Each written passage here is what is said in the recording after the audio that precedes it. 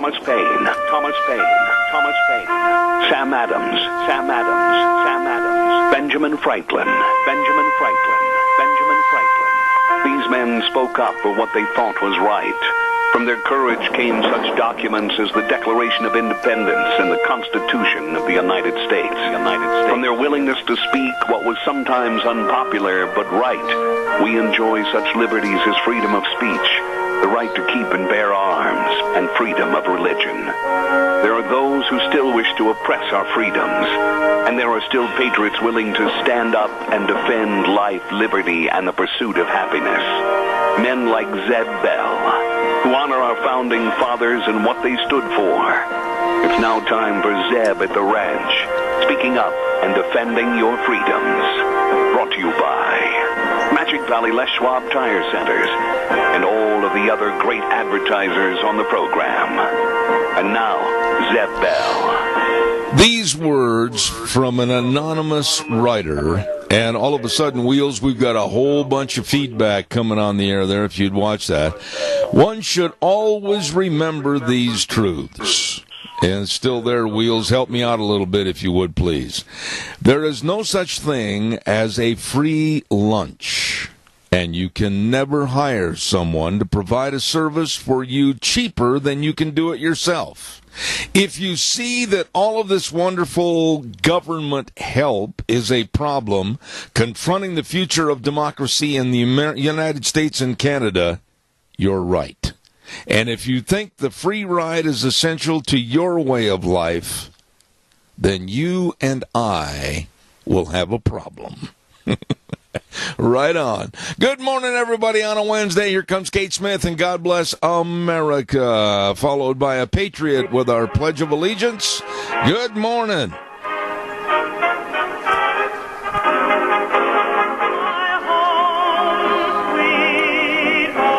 Good morning, good morning, good morning, and welcome to kind of an abbreviated week because of the Independence Day weekend.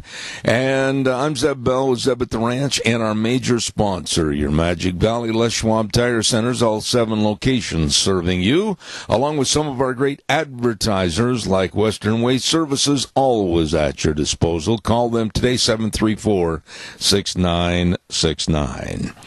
Right now, let's go to the phone line and have our Pledge of Allegiance. Good morning. Good morning. Oh, try again, sir. Wheels, what is going on over there this morning? Is it time for the pledge? It is. Get on the air. Something's not right. Jerry, go ahead. Give us the pledge. I pledge allegiance to the flag of the United States of America and to the republic for which it stands, one nation, under God, indivisible, with liberty and justice for all. Jerry, and Wheels... I'm on a mission this morning, Zeb. Hold on just a second. Wheels, he's not on the line properly, so let's get him on the line properly. It's not coming through hardly at all. So do something over there so that we can hear what he's saying. Go ahead again, Jerry. Okay, I pledge allegiance to the flag of the United States of America and to the republic for which it stands, one nation, under God, indivisible, with liberty and justice for all. Boy, you give us a couple of days off and we're not having anything run right. Jerry, what can I do for you? You're a man on a mission. Why? Quickly. I am. I went to the parade yesterday. You know, I was in the parade, and I was probably they had the CAP color guard up in the front, and then they had their people that are, they're honoring for what they've done in the community, and then they had me, and then right behind me they had the veterans floats, which were 2 of them. But there was one float there I felt was just a little bit messed up, and it bothers me, and I wanted to comment about it. Well, quickly, Jerry, what was it? Float they put in the parade. I felt that they had 3 elephants at the back of it, and I thought they ought to have at least had one donkey who was getting kicked in the rear for doing such a horrible job. to represent them. Okay. All right, Jerry. Well, I appreciate your call on that this morning. And by the way, congratulations for being in the Rupert Parade. God bless you, man. Thanks so much. Well, it's just kind of an honor. I was, representing the vets. Right. I guess they said I was the leader of the pack. A couple people did. I just felt I was out there because I couldn't get on the float. I was in representing, being a vet, I guess. All right. Well, and I'm not the best vet in the world, but at least I love my country, and I definitely do love what Rupert does. All right, sir. For the 4th of July. All right. That's got to be one of the most patriotic, wonderful weeks a person could ever spend if you stay there for the programs and enjoy them. All right, Jerry, thank you so much. Appreciate you, buddy. And I got to run right now and get the weather forecast in here. We're running a little bit late. K&R Rental, 256 South, 600 west of Hayburn. And they bring you the weather. You better believe it. They've got all the tools, all the equipment, everything you need, and everything from forklifts to lawnmowers. And they've been in business since 1979. And they've got all the experience to help you get the project finished. Absolutely. K&R Rental at 256 South, 600 west of Hayburn. And right now, here's the weather. It's going to be a hot one as a high-pressure system is going to be sticking around in our area, putting us up into the triple digits. Please make sure if you're working outside you drink plenty of water, have sunscreen, and please take care of your furry little friends. Don't leave them in your vehicles. Weather for today looks like sunny skies, high of 100. Overnight low of 65 for tomorrow. Again, sunny skies, high of 100. Looking at 102 for Friday, 101 for Saturday and Sunday. And as we go back to work on Monday, looks like it's going to be in the upper 90s. That's your weather for us up at the ranch. Every summer you get a little hot spot, and we've got it right now. Enjoy. K&R Rental, 256 South, 600 west of Hayburn. Number to call and stop over and see the gang, 678-3122. K&R Rental, bringing you the weather. Thank you so much. Wow, we got a lot of things to cover this morning, and I hope that you and your family had a great Independence Day weekend. And Goober and I just kind of stayed around home, and we went to Meridian on Friday and Saturday. And then we came home and just kind of enjoyed relaxing, sitting in the backyard with all the birds and the American flag. It was nice. Had a good weekend. I hope you did too. All right, don't forget our friends at Daryl's Cleaners, 1223 Albion Avenue in Burley. Yep. And by the way, if you don't want to do your washing and you don't have time to do your washing, they can. They can wash, dry, fold, and iron all of your clothes. Hey, take the burden off you at Daryl's Cleaners, 1223 Albion Avenue in Burley. You stop in and see these great folks today. And don't forget they've got gift cards available, too. Hey, all kinds of good things at Daryl's Cleaners. And also, by the way, real quick, I want to remind you about our dear friends at Ramsey Heating and Electric at 2600 Overland Avenue in Burley. Number to call, 678-0459. They open the doors at 7:30 in the morning. Boy, that woke them up. Yeah, not 5:30, Zeb. No. They open them up at 7:30 till 5, Monday through Friday. And they've got all your heating, cooling, and electrical needs over at Ramsey Heating and Electric, especially with these hot days. They've got all your air conditioning filters. You better believe it. You'll be cool with those new filters. Stop over and see Ramsey Heating and Electric today, where they provide warm winters and cool summers. All right, give me a call, 436-2244, 1-866-927-4587. The Democrats, come on. I mean, enough is enough. Let's get together and make this country even greater than it is now. We live in the greatest country in the world. I'll say it again. We live in the greatest country in the world. The best. And many dimwits can't understand what we have. Now the Democrats, I just don't understand their thinking at all. They want to start a movement with the Maxine Waters crowd and those type of people. I'm trying to be very nice. They want to put together a kind of an edict that Donald Trump is mentally incompetent, or in simple terms, crazy, and needs to be removed from office. The Democrats will do and are doing nothing to help this country. Nothing. And only to tear it down, only to tear this administration down, only to create havoc, only to create kind of a revolutionary attitude against Trump's administration. And even, this made me so mad. I love this country. I love our flag. And Salon magazine, they told folks in their latest article that in order for them to be patriotic with the Trump administration, they should fly the flag upside down. What? This is nuts. And there were many, many places during the 4th of July Independence Day weekend, parades, baseball games, etc., there were kooks going around in the crowd urging people not to stand for our flag and our national anthem. Not to. What are your thoughts about this? Give me a call. I told Deanne yesterday, when I heard this story, I said, it's just great and so good for me that some idiot didn't come up to me and tell me not to stand for the national anthem or the going by of our flag. Oh, I'd have been in a heap of trouble. Calls are welcome, 436-2244, 1-866-927-4587. With all the activity going on this last couple of days, I know a lot of folks went to Denny's restaurant at 611 North Overland in Burley. Great menu. Oh, what breakfast choices, and a new line of burgers, absolutely fantabulous. And you got to try those strawberry cream pancakes. Oh, no, my goodness, I love those.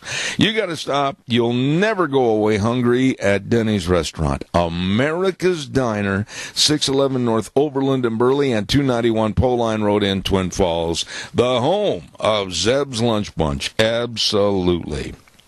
Caller, just a minute. I'll be right with you, I promise. Bear with me just a moment. I got to tell everybody about Burley Physical Therapy and Rehabilitation at 1263 Bennett Avenue, Suite 2 in Burley with Nick and the whole crew. Man, what a great bunch of people.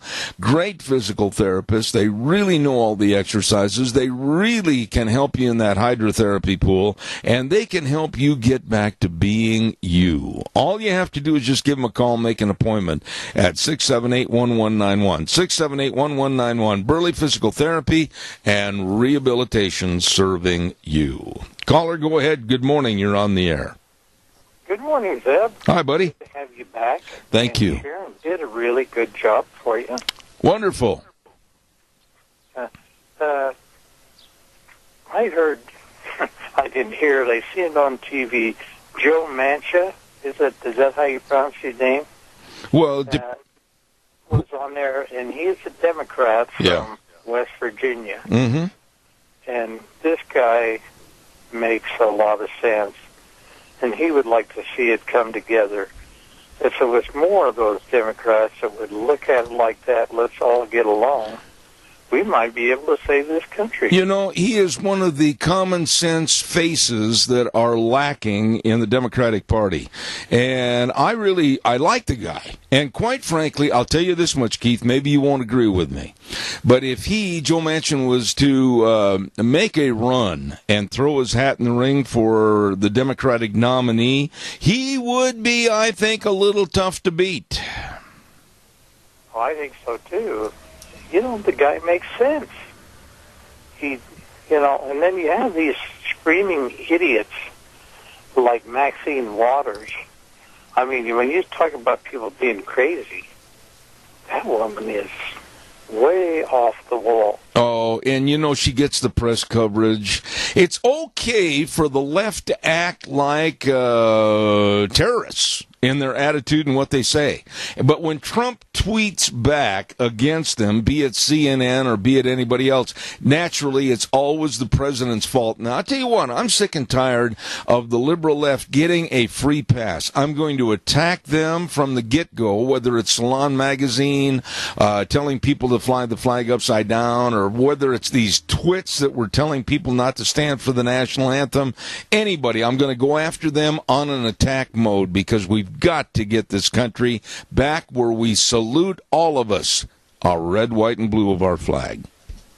You know, it's too bad that a lot of communities can't be like ours.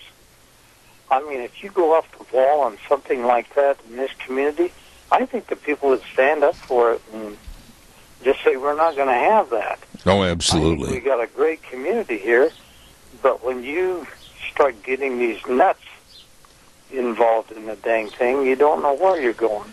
They have, and I want to make this point clear, they have the right of the First Amendment freedom of speech. But so do you, Keith Cottom, and so do I, Zeb Bell.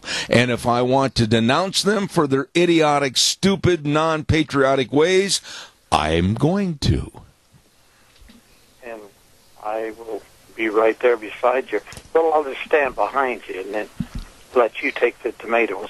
Okay? You're a great guy. I appreciate it. Thank you for calling in, man. Thanks. All right. Bye-bye. All right. Don't forget, of course, our friends. Oh, my goodness sakes. I got to tell you a little bit about Autumn Haven. Yes, I forgot about that. I almost overlooked it. My goodness. They've got a lot of things going on at Autumn Haven Assisted Living Center. I'll bet you all the residents over there had a great time at the Rupert Independence Day, 4th of July weekend. Oh, my goodness, yes. And Autumn Haven always invites the public to stop by their facility anytime for tours and just check them out. And they make every effort to make Autumn Haven the best place. They are the only locally owned and operated assisted living facility in the Mini-Cassia area. Call them today or stop in.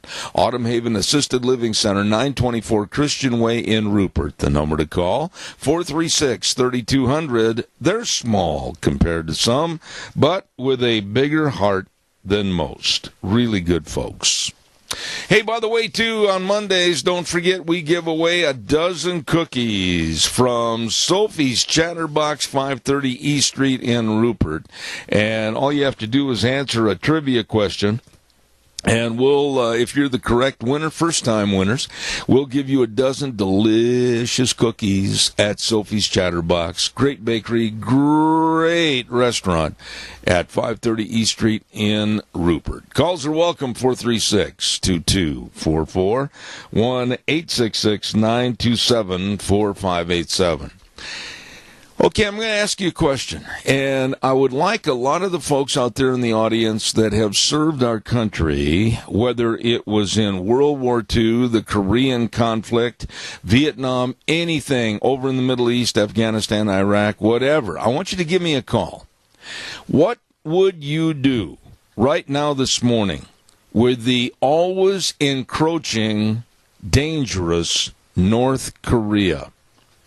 They supposedly now have, and again I'll use the word supposedly, have an ICBM missile that could, with the distance and the range that has been projected on that missile, of possibly going 4,000 miles with a nuclear warhead.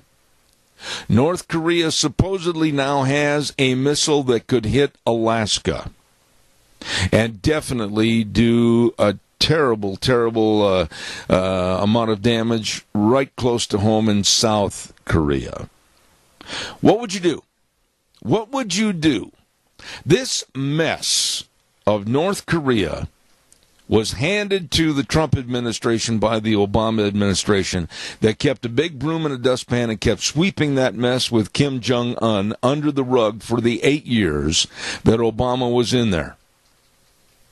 It is a real threat. And honestly, I don't have an answer. I don't think anybody has an answer. I've listened to some of the great minds militarily in this country, Jack Keane, many, many more. I don't know. Because right now, any response has to be swift, and it has to be dominant, and it has to be decisive. There can't be an elongation of any kind of a response to shut down this fat little man that wants to wreak havoc on the world. What would you do? I mean, tell me, I'd like to know what your thoughts are. North Korea and the situation that's going out now with their testing of ICBM missiles, possibly to hit one of our states, Alaska, and or the western half of the United States, California and inland. Yep, us. What would you do? Please, I want to hear your thoughts on this. Give me a call, 436-2244, 1-866-927-4587. Hey, Wheels, while we're waiting for their calls, how about a good word for the Silver State Stampede? Give me 1 second, sir. No, time's up. Let's have it. Thank you. The Silver State Stampede in Elko, Nevada, and we're going to have those people back on the air with us in the next couple of days. Don't miss that. Going to be a great event. You ready to go? I am. All right, let her go. Oldest rodeo. The Silver State Stampede roars into Elko July 13th, 14th, and 15th for family entertainment at its best. This PRCA rodeo brings you the thrill of professional riders going head-to-head in one of the world's toughest sports, rodeo. The action kicks off Thursday with the annual kickoff party featuring mutton busting, Old West bronc riding, tri-tip dinner for just $10, and an extra dose of the world-famous Ring of Fear. Head into Friday and Saturday for PRCA rodeo action with the award-winning Wild Child Rodeo Clown and dance the night away with the Jeff Palmer Band. So gather your friends and get your tickets today for the 2017 Silver State Stampede, July 13th through the 15th. And don't forget to wear your pink for Tough Enough to Wear Pink Night on Saturday. Family entertainment at its best with the 2017 Silver State Stampede at the Elko County Fairgrounds. You'll pay for the whole seat, but you'll only need the egg. I love it. Going to be a great time in Elko at the Silver State Stampede. Calls welcome and appreciate it. Good morning, caller. You're on the air. Yes, good morning, Zeb, and it is a good morning. It is.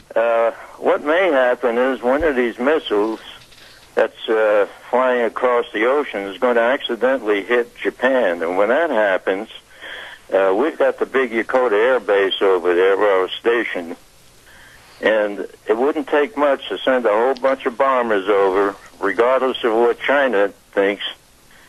And we've got bases in South Korea. That's what's going to put an end to this little porky pig up there. Let me ask you something, Tony. It's got to be an action that is so swift and so decisive that there will not, underline that word not, be any retaliatory type action on their part. I mean, we've got to make sure that it is like the snap of a finger to do away with them. It cannot be an elongated process. It cannot be anything like a ground war. It has to be decisive to get rid of this fat man, this sadistic fat man. It has to be very quick and decisive. Would you agree with that? Oh, absolutely. Yeah. At some point, I feel that one of these missiles is going to go out of control, and when it hits Japan, that's true. Then we're going to go in there and hit North Korea. We've got the bases in Japan, and we've got the bases in South Korea. And another thing, they keep dumping these missiles in that water.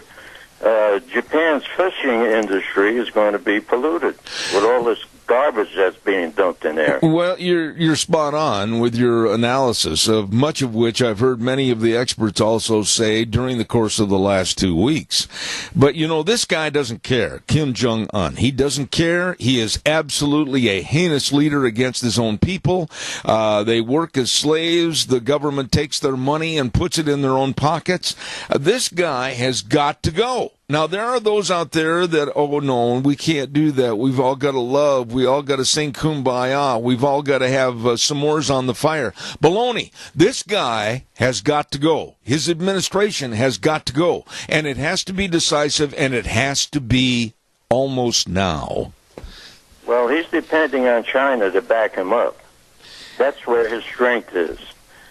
And China will turn against him in a minute if one of these missiles goes awry and hits Japan. I hope so. I mean, Tony, the brotherhood of violence and the brotherhood of not caring about your fellow mankind is rampant both in China and North Korea. And I hope what you said is right. But I'm saying that this mess was given to by the Obama administration. For 8 years, they did nothing. And now something has got to be done, and it's got to be done now. Well, I think it will. Trump, once something starts going and there's no cure for it, he's going to find a cure for it. I hope. And I'll tell you what, this is a very serious situation. Tony, I hope you and Mary had a wonderful weekend. God's blessings to you, and thank you for your call. Okay, thank you, Zeb. All right, buddy, thank you. Calls are welcome. What would you do if you were the president or an advisor? What would you recommend? I mean, what are we going to do about North Korea? Sanctions? They don't seem to work. Maybe a strong-arm attempt with China to come in there and say, boys, time to clean up your act. Stop acting like the Three Stooges. I don't know if that's going to work. What would you do? Call me. I'll take that call in a moment. Caller, stand by. Don't forget Berry Equipment and Rental, sales, service, and parts. They have all the equipment to get the job done right. That's right. And don't forget, they've got all the Bobcat excavators, all shapes and sizes. Oh, my goodness. Equipment rentals, retail equipment sales, and a big sandbox out behind the location in Burley for you to learn how to run the equipment. That's right. They've got locations on South Lincoln and Jerome, Madison Avenue West in Twin Falls, and 159 West Highway 30 in Burley. All the equipment you need at Berry Equipment and Rental. You stop in and see them today. Caller, good morning. You're on the air. Good morning, Zeb. This is Benny from Kimberly. You know what they ought to do with those warmongers over there? Take every one of them, stand them out in the middle of a field, hand them a rifle, and say, now kill each other. There wouldn't be one shot fired. Okay, but how do we get by with this? Benny, how do we get by with this problem right now? I mean, seriously, what is going to be a solution for the Trump administration, our country, and our allies? What are we going to do? You must have an idea on this. Well, I think we just need to start praying a whole lot more that this God above will take care of things and straighten it out.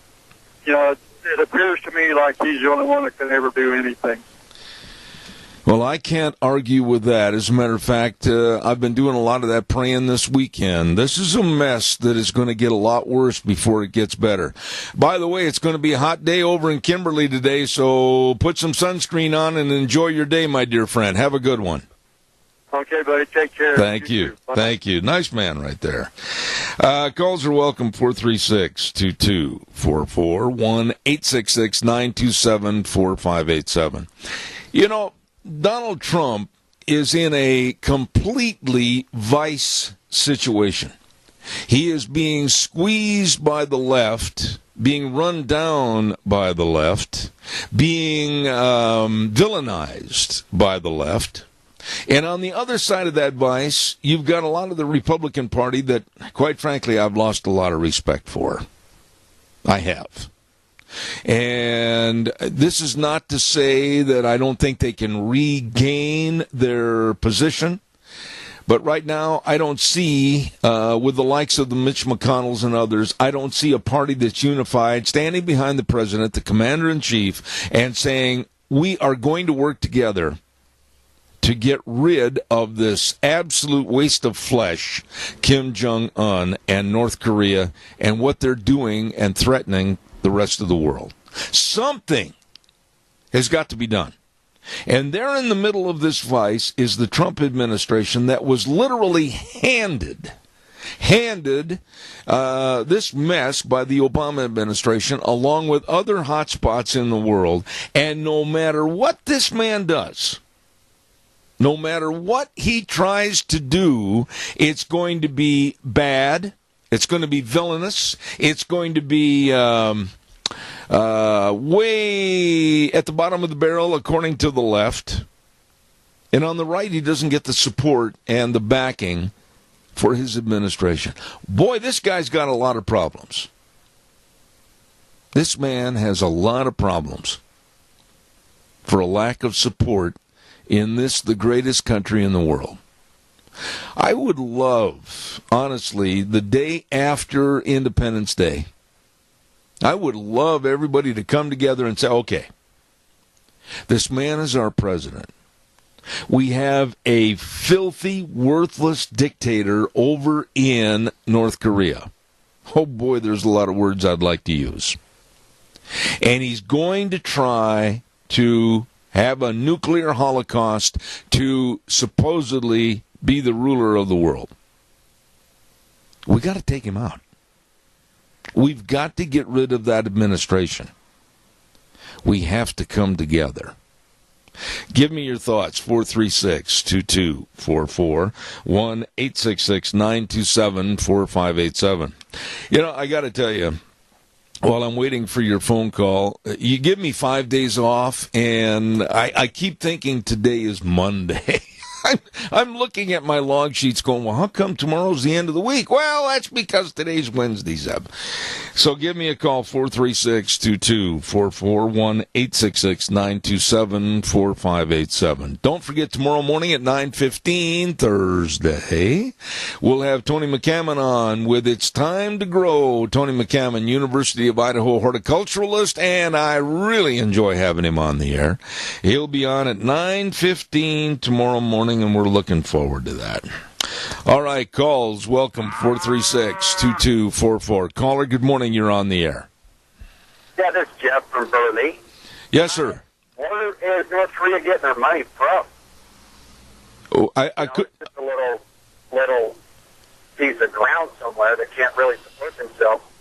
I think that's what they need to look at. Follow the money. The bad thing is anything that the U.S. tries to do right now, you have Russia threaten us. I dare you to do anything. Well, let me ask you, though. I think we need to make sure our allies are in check before we do anything. Well, now, I agree with you. I agree with you, but we've got to look after our friends and neighbors and everybody else that supposedly is a member of the same thought that we have, whether it's Japan, I don't care if it's Australia, who it is. But how long are you going to let this problem go to the point where it's exacerbated, where this fat little man wants to set the button on another ICBM that might hit our neighbors up in Alaska, or maybe California, or Oregon, or even further inland to us? How long do you let this man go learning more about the technocracy and technology on how to kill people? How long do you let it go? You don't. You got to put a stop to it right now, but first you got to put a stop to where he's getting his money from, and he's getting all the other stuff that he's using to make it. I agree. You got to stop that first, and then you can stop him. You know, and again, please don't take this as an attack on what you said, because I agree with you, but sometimes following the money trail can take a long time and create a lot of problems with trying to provide sanctions to those people. And I'll be honest with you, my friend, I don't think we have a long time. I'm very concerned that this might be a day-to-day problem that might really turn into a world nuclear war. Yeah, exactly. And that's exactly why I said they need to figure out who their allies are. It sounds like China turns from one to the other, and they don't really know who they want to support. Thank you, sir. Always appreciate. Call me again. I've enjoyed your conversation. Thank you so much. All right, sir. Calls welcome, 436-2244. Wheels, did I have another call coming in I couldn't hear all of a sudden? Pardon me? Sir. All right. Chris is on the phone. Okay, caller, go ahead. Good morning. You're on the air. Hi, Deb. You always catch me when my clock is dinging. Anyway, that dictator in North Korea is like a 5-year-old that had everything he wanted from the time of birth until maybe school's about to start, and mom and dad are trying to tell him, you know what, you're going to school now, you've got to start behaving. There is no telling him that he's got to start behaving. I think the only thing that he may understand is brute force. But the problem is, if the United States starts it, then all of the all hell's going to break out. Somehow, we've got to convince China that they've got to stop this boy. You know, I'm hesitating. Does anybody think that anybody else can do it? Yeah. You know, Chris, I'm hesitant to jump into your conversation and say I agree with you and everything else because, quite frankly, I don't know. I have not seen, I have not seen. Really know. Well, hang on just a second. I have not seen, through the 8 years with Obama, any solidification, if you will, with China and their leadership so that if a push came to shove, they'd jump in and help us. I don't see that at all. I don't see sanctions working because they haven't worked. The gentleman that called before you said we got to shut off the money. Well, right now, evidently, they have enough of the money to go ahead and test these ICBMs, and it seems like a lot of the tests that we've laughed at that have failed, some are now being very productive, and I'm scared of that. So my question is, how much longer can we wait before we take a decisive and final approach to this person and his administration? Well, I think that probably the president that's in charge right now will be the most likely one to have to deal with it.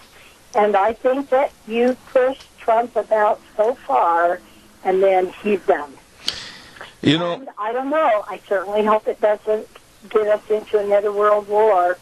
Who else is going to stand up for that little pipsqueak? Yeah.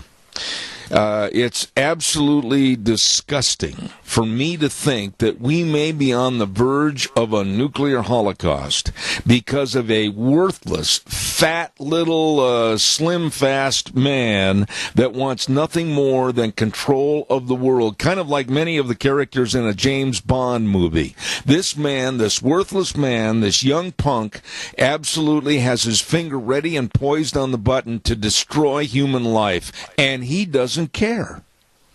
No. He's a narcissist, and he's mostly mentally ill. And all he's looking for is everybody to look at him. Yeah, that's right. Chris? He's a disgusting human being. I appreciate... Anyway, we can talk about it all we want. I hate to be the person that has to pull the trigger on him. Amen. But it's going to have to happen. Amen. Chris, thank you so much. I hope you had a wonderful Independence Day weekend. Thank you very much. We did. All right. Thank you. Bye-bye. God bless. You know, it's a problem, and I want to hear some more people call you, because when you really get down to the nitty-gritty, you get right down to the brass tacks that are laying on the desk. What do you do? Do you all of a sudden have a joint meeting like today? And you sit down there and you say, whoa, he tested this ICBM missile that has the capability of going 4,000 miles. Now, you can make excuses. You can say, well, some of his missiles never even hardly got off the ground. Well, some did. And with the improvements and the technological advances that they're making, and now with this one that they claim can go 4,000 miles, how long do you wait? Let's not forget what's going on over in Oakley. July 14, 15, 18, 20, 21, 22. Oh, my goodness, what a bunch of great days and fun at Oakley Pioneer Days. Woo-hoo! Their Pioneer heritage, past, present, and future.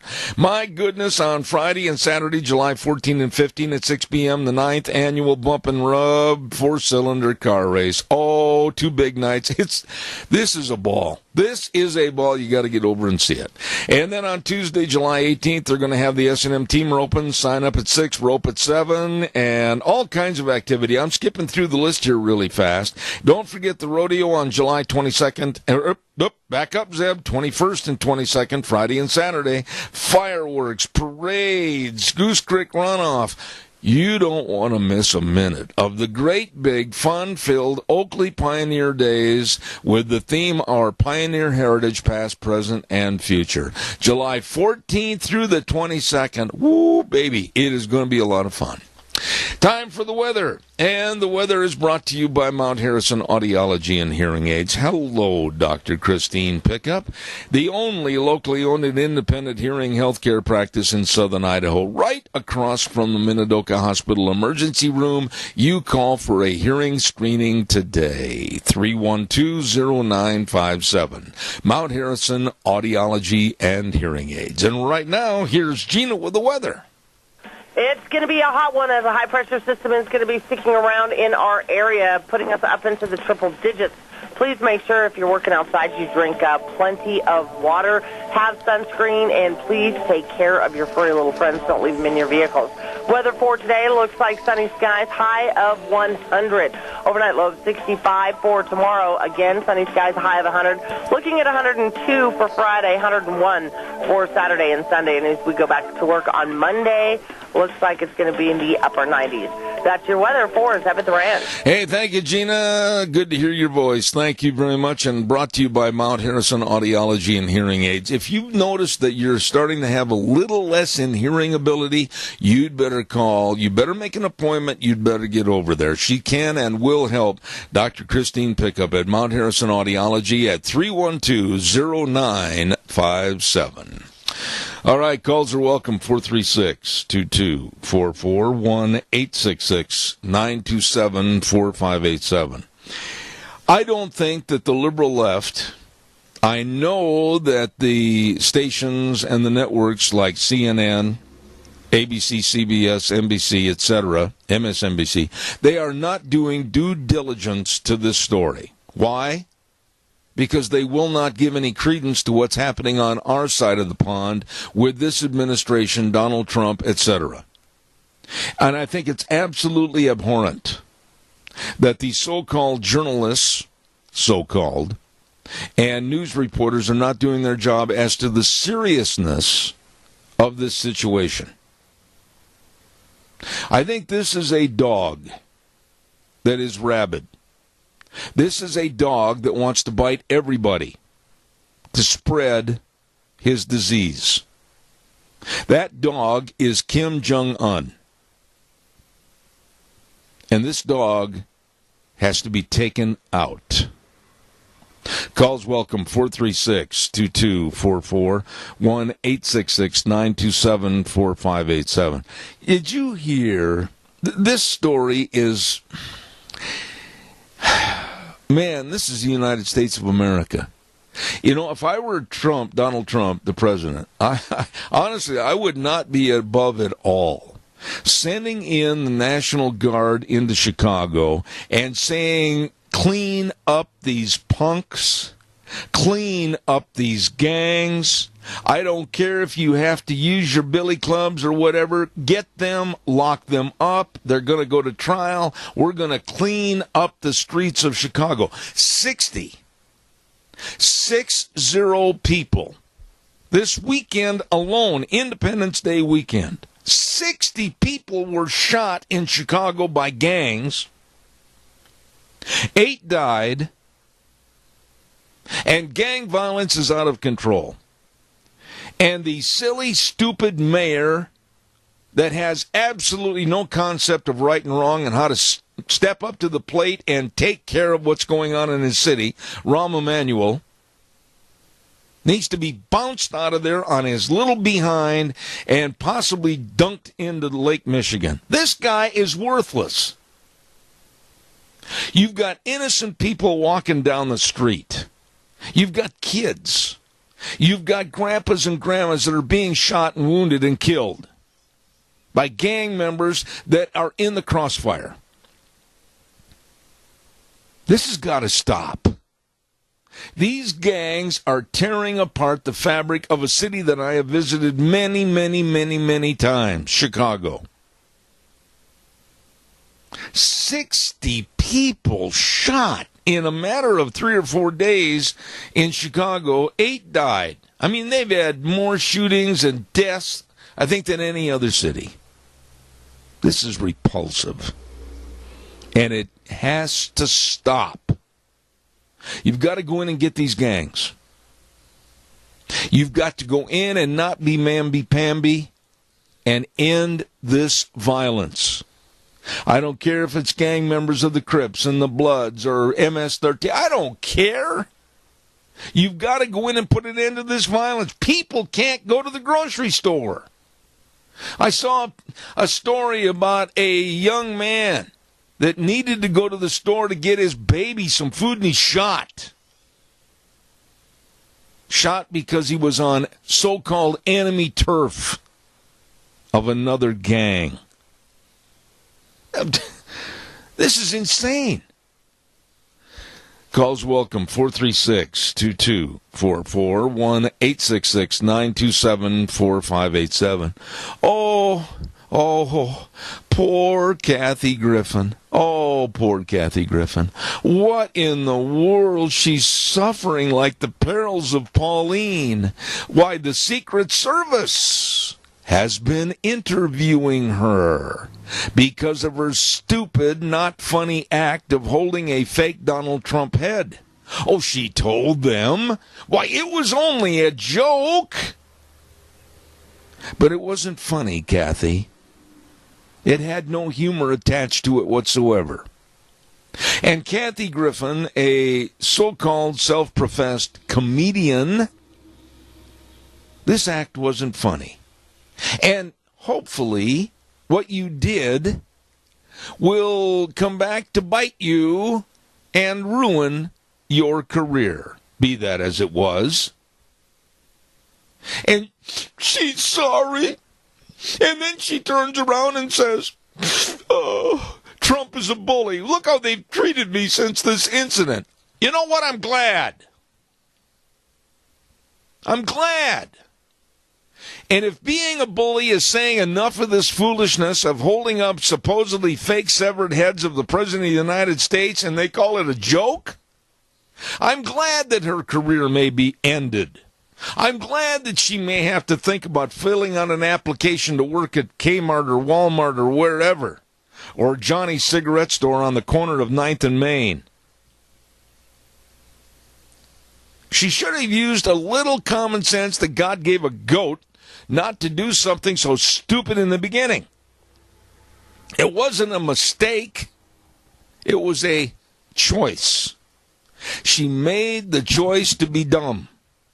She made the choice to be stupid. And now the rest of us have got a choice to make and really make sure that she is not a comedian any longer. It's not the first time she's done something like this. And there are others. She made a choice. And it wasn't funny. And now we need to make a choice and make sure she doesn't get another contract. Calls welcome, 436-2244, 1-866-927-4587. Oh, my goodness. Another real sad story I quickly got to get on because it just absolutely sickens me. Two policemen, one a policewoman and the other policeman, sitting in a car in the Bronx. Guy walks up to the side of the window where the policewoman was sitting, shot her in the head and killed her. For what reason? None. There is a hatred for our police, and this has got to stop. Our thanks go out to our Magic Valley Les Schwab Tire Centers, all 7 locations. They want you to get where you're going this summer safely with the best of tires for your cars, pickups, SUVs, all your camp trailers, horse trailers, whatever. They know tires. Oh, my goodness. And always ask about their free pre-trip safety check, too. They'll give a visual inspection of your tires and wheel alignment, check for tire wear, front-end components, brake components, shocks and struts, battery, including a load test. Man, they want you to have a good time on your trip. So stop in and see them today, your Magic Valley Les Schwab Tire Centers, with Lane and Rupert, Dave on Blue Lakes and Twin, Mike and Buell, Mike and Jerome, the Twist family in Paul, Daniel on Poline in Twin Falls, and Randy on Overland and Burley. Yep, the best. Your Magic Valley Les Schwab Tire Centers. Well, I appreciate your calls this first hour, and some of the stories I didn't get a chance to talk about. The guy, I don't know how he did it, nor do I really care. Joey Chestnut won the International Hot Dog Eating Contest with 72 hot dogs. 72 hot dogs! I ate 2 over the weekend and I was plumb full. 72 hot dogs. Why? Oh, my goodness. We're going to take a little break and come back with Dave Bigo in Indianapolis, Indiana. And then we're going to stay back in Indianapolis, Indiana with a guy that's created a new board game by the name of Todd Borden at 9:30 called Right On. We're going to talk about that game. Going to be a lot of fun this next hour. Don't go away. Zeb at the Ranch the day after Independence Day. Have a good one.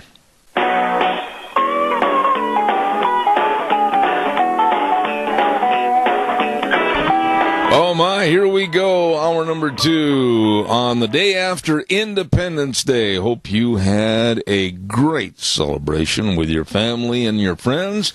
Zeb at the Ranch, I'm Zeb Bell, of course, with our major sponsor, your Magic Valley Les Schwab Tire Centers, all 7 locations serving you, and also some of our great advertisers like Western Way Services. From the canyons of the Snake River and all across southern Idaho,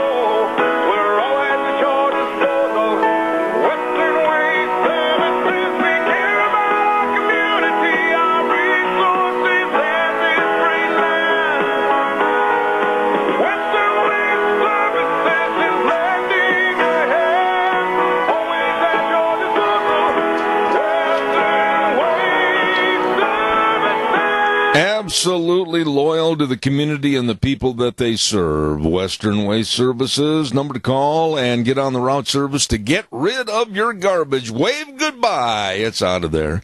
734-6969. Wonderful people serving you. Western Way Services, always at your disposal. That number again, 734-6969.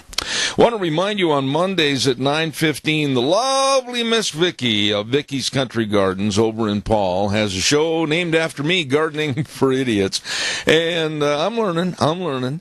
And don't forget Vicky's Country Garden, 185 South, 600 West of Paul, and all the perennials and the roses and the bark and the rock and the home decor outside items. They've got it all for you at Vicky's Country Garden in Paul. Number to call, 438-5663.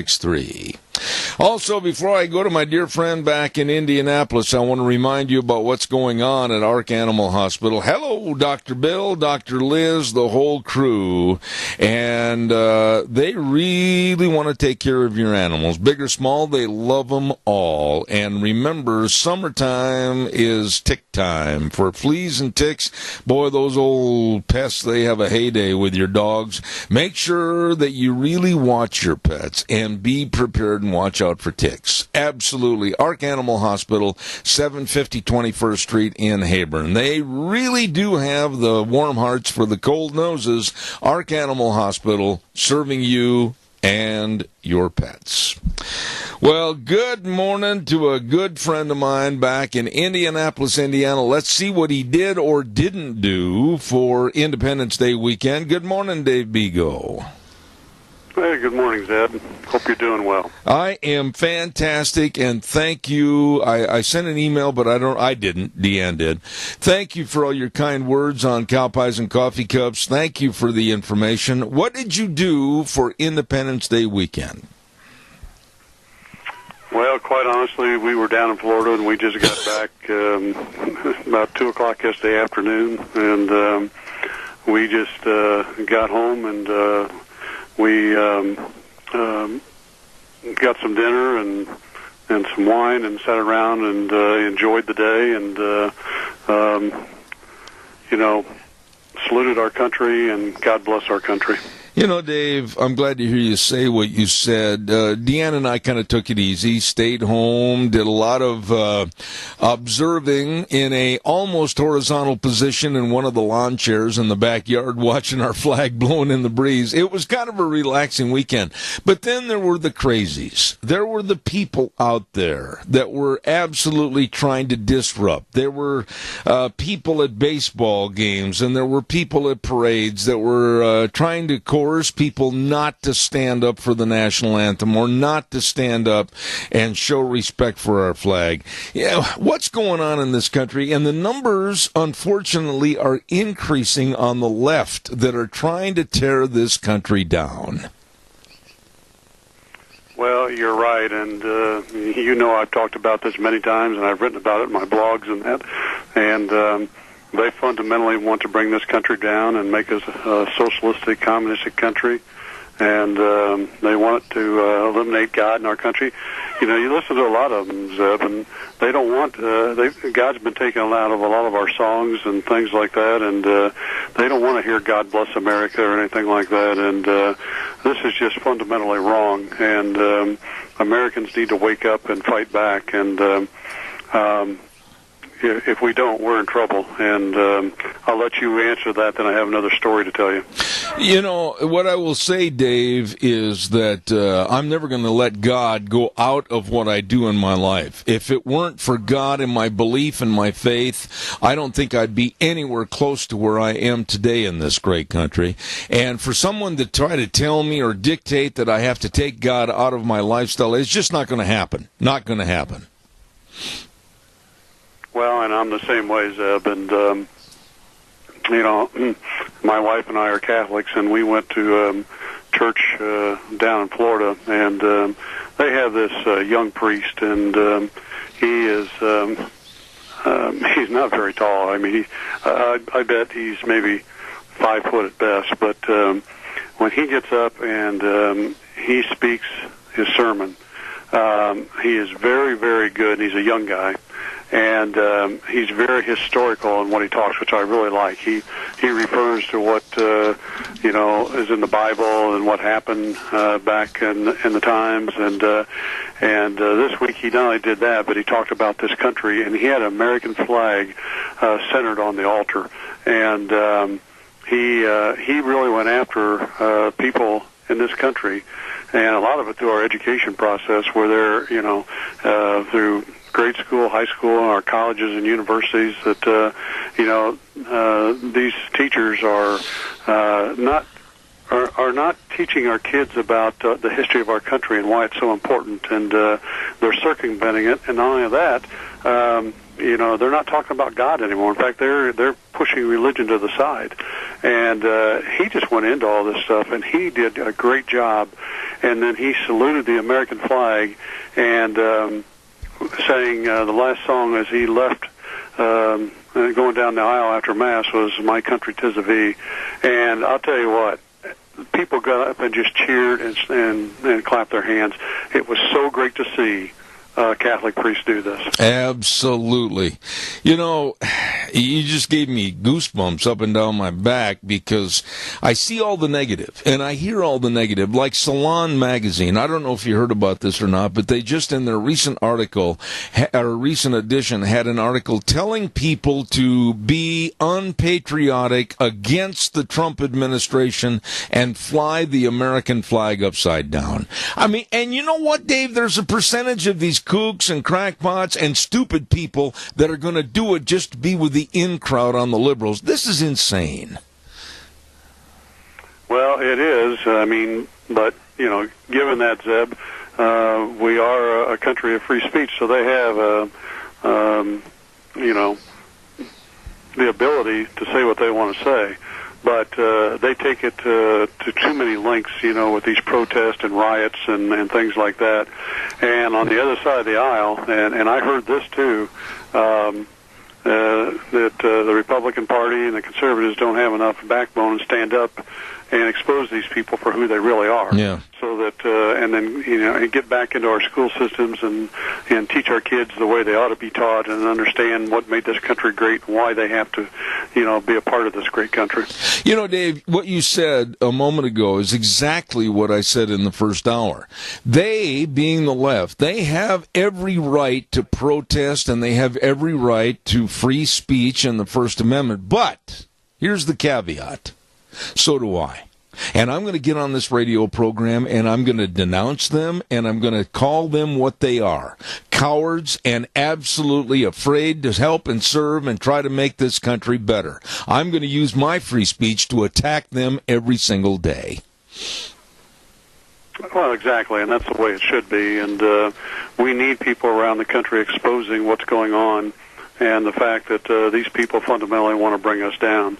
And you won't believe this. I happened to meet a couple of people from the West Coast out of the Oregon area on my trip. And, I told them my background, my story, my fight against the SEIU and the fact that they were trying to bring down this country and and wanted God and religion swept out of this country and everything. And they both said, yes, you're exactly right. And we see it even more out in the real liberal areas in Portland and in California and places like that. We got to get more people to wake up like this. You couldn't have brought up a better location because every day we're hearing something going on up in the Portland and Seattle area with the extreme liberalism up there. And I don't know what these people had to say for a long-term dissertation of what the problems are, but it's getting worse and worse over on the coast, which is nothing more than just kind of an elongation, if you will, of what's happening in California. They hate this country. They hate everything it stands for. Why in the Dickens, and I had to watch my mouth there for a moment, why don't they buy a one-way ticket to go someplace else, and then they'll realize what they have given up? Well, that's right. But, Zeb, and this gets back to the union situation, these are very heavily unionized states, and the unions control the press and the thought process, and in most cases they control the government. And that's why we see all this stuff going on, because they fundamentally want to change this country and bring back the union strength in this country and improve their membership. And at the end of the day, people got to understand this isn't about the people. This is all about the union dues in the pocketbook of the union bosses and their political allies. And it's time for America to wake up. It's just like the attacks against Trump. These are spearheaded against people from the far left like Soros and the SEIU and other big unions. And even as I've talked to people that have been union members, and when I was down in Florida, I was in a training program, and a guy, he was a union member in an aircraft association, and when he and I sat down and talked, he agreed with me 100%. And talking a little bit more about the situation in America today, this situation now with the Democrats, the Russian collusion story has bounced once, and then that basketball went out of air, and it's laying flat on the middle of the floor, not going anywhere, no evidence, etc. Now these dim Democrats want to try to prove that Trump is mentally incompetent, that he's crazy, basically, and they're going to try to sign on to a petition to have him removed from office because of this. It just doesn't stop. Instead of trying to make America better, instead of sitting down at their leather cush chair at either the House of Representatives or the Senate, all they want to do is be absolutely revolutionary and not do anything to help make this country better. I'm sick of them. It's who they are, Zeb. SEIU did the same things against me. They're hypocritical. They're do as I say, not as I do. And, people need to wake up to the fact that these people speak out of both sides of their mouth and wake up to who they really are. And the problem is you have a lot of people, especially the younger generation, that just sits back and they don't listen very well. And so they're easily brainwashed. And that's, again, this all comes back to politics and how this country is going to be run. And these people know that they can brainwash a big part of the American population. Not too far from you, in the city of Chicago, a city that I have visited many, many times in my youth and also my young adulthood, a city that is under siege because of the gang control and the gang violence. Over the weekend, Dave, there were 60 people shot in Chicago over Independence Day weekend, 8 of whom died. This is a problem that Rahm Emanuel and the Democrats have not tried in any way, shape, or form to take take care of. They've let the problem fester and exacerbate. And quite frankly, this is a glaring example of Democratic mayoral control gone amok. This man is worthless and has let this city turn into a war zone. What are your thoughts? Well, and I believe I sent you an article on gun control. You know, the Democrats want gun control across the country. But you look across the country, and in that article, they tell you where the biggest percent of shootings and deaths from shootings occur. And it's all in liberal controlled areas like New York, Chicago, L.A., you know, and those type of areas. And that tells you something about the way they govern and manage, is that it's all rhetoric. It's hypocritical stuff that they throw out there, and what they really want to do is throw out, you know, entitlements to get these people on their side and make them feel good and feel like they don't have to work and all this kind of stuff, so they get their votes. But when it comes to really caring about these people and make sure they're safe and doing the right things, they could care less. And on top of that, you look at all these areas, particularly Chicago and L.A. and or Los Angeles and California, and that they're all in financial trouble. Yeah. You know, there was a guy walking down the street, and my heart goes out to their family members. Guy walking down the street on the sidewalk, going to get his little baby more baby food, and he's shot in the crossfire between these two gangs. And I said it earlier this morning, and I'd love to hear your response. If I were the mayor there for one day, I would call in the National Guard. I'd say, you go into all these areas. I don't care who you have to use the baton to. I don't care who you handcuff. I don't care what happens. I want this area of Chicago cleaned up by 5 o'clock tonight. Go get them. It has to be done, Dave. Amen, Zeb. And it's not just there. I don't know if you saw in New York overnight that a policewoman was shot. Somebody just walked up to a police car and shot her in the head. Yes.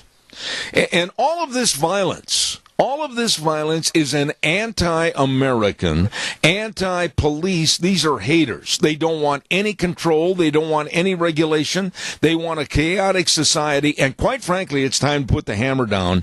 And there's got to be some people that are going to suffer. There's got to be some people that go to prison. And quite frankly, and I'm going to be blunt about this, some of these gang members may have to lose their lives to make the other ones wake up and realize they are not in control.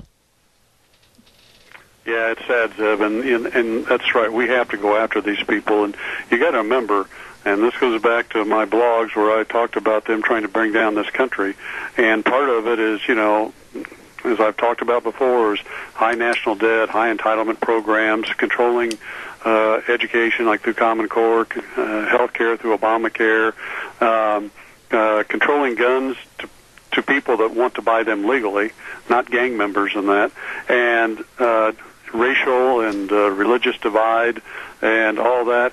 And they fundamentally, they want these riots in the street because they want to see this country go into a downspin and a civil war, and they take over.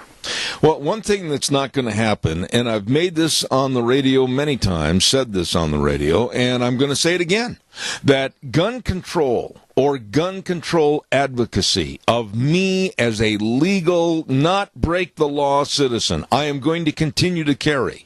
I am going to continue to own. I am going to continue to protect my family, my property, and myself. And they can carry by 6, the bad guys, to a final destination point. And I'd rather be judged by 12 as to the legality of what I did. Yep, I agree. And, I hope America wakes up, and I hope Trump, starts to have some real effect across this country on some of this stuff. And I know he's looking at things, and I hope he can, get, and he's done it some, but he needs to get out across the country in front of people of all backgrounds and talk to them about what's really important for this country and what he's trying to do to help them and get people back to work again and doing the right thing and, stop all this problem we have with racial divide and religious divide and other things. It's hopefully he can get there.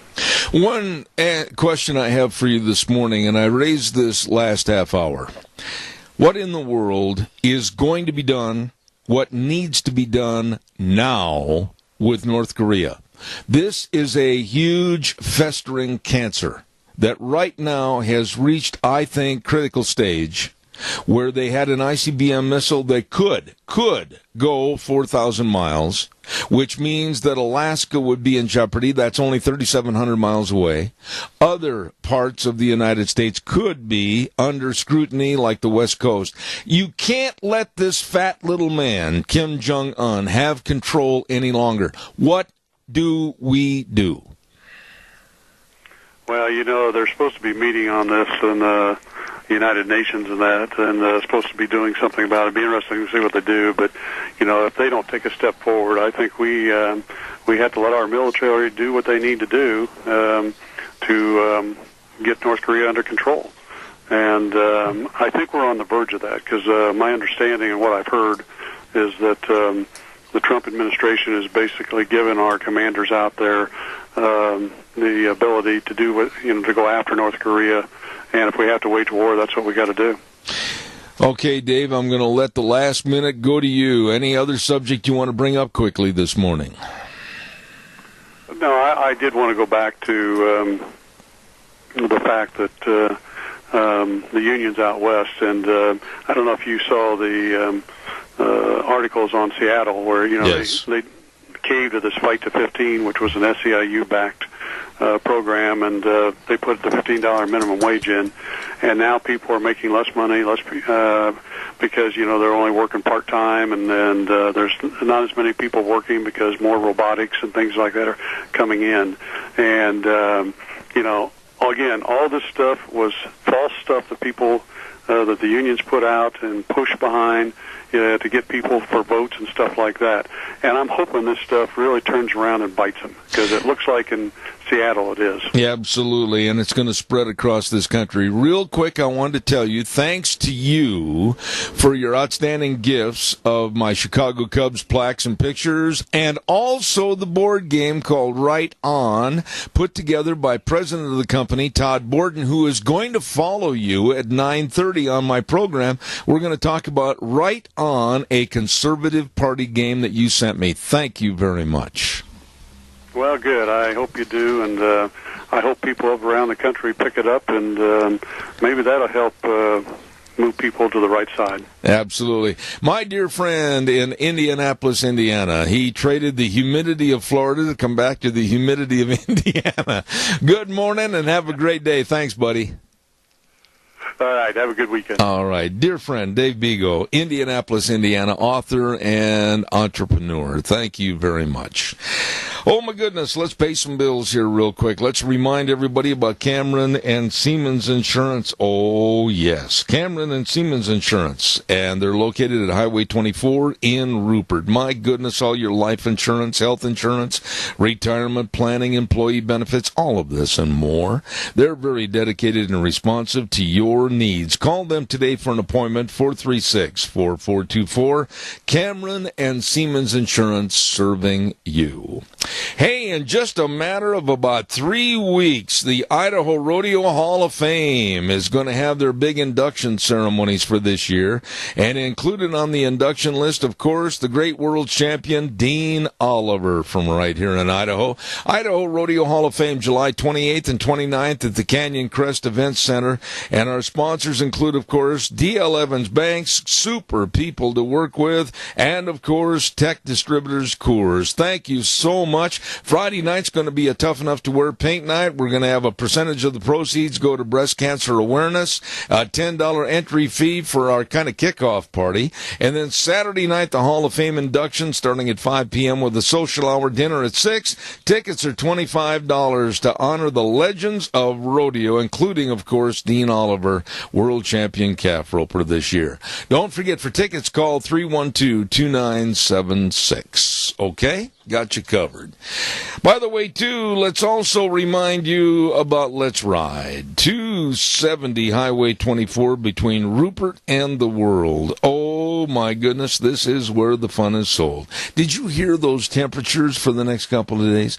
In the 3 digits, 100s? Well, you better check out the watercraft at Let's Ride. Get on the lakes, get on the river, and have cool fun. Absolutely. Or if you're headed to the mountains, check out all the four-wheelers and the side-by-sides. Man, oh man, what are you waiting for? And all the accessories, too. A great service department keeping you running right there at Let's Ride. 270 Highway 24 between Rupert and the World. Yes, it is true. This is where the fun is sold. Really good, folks.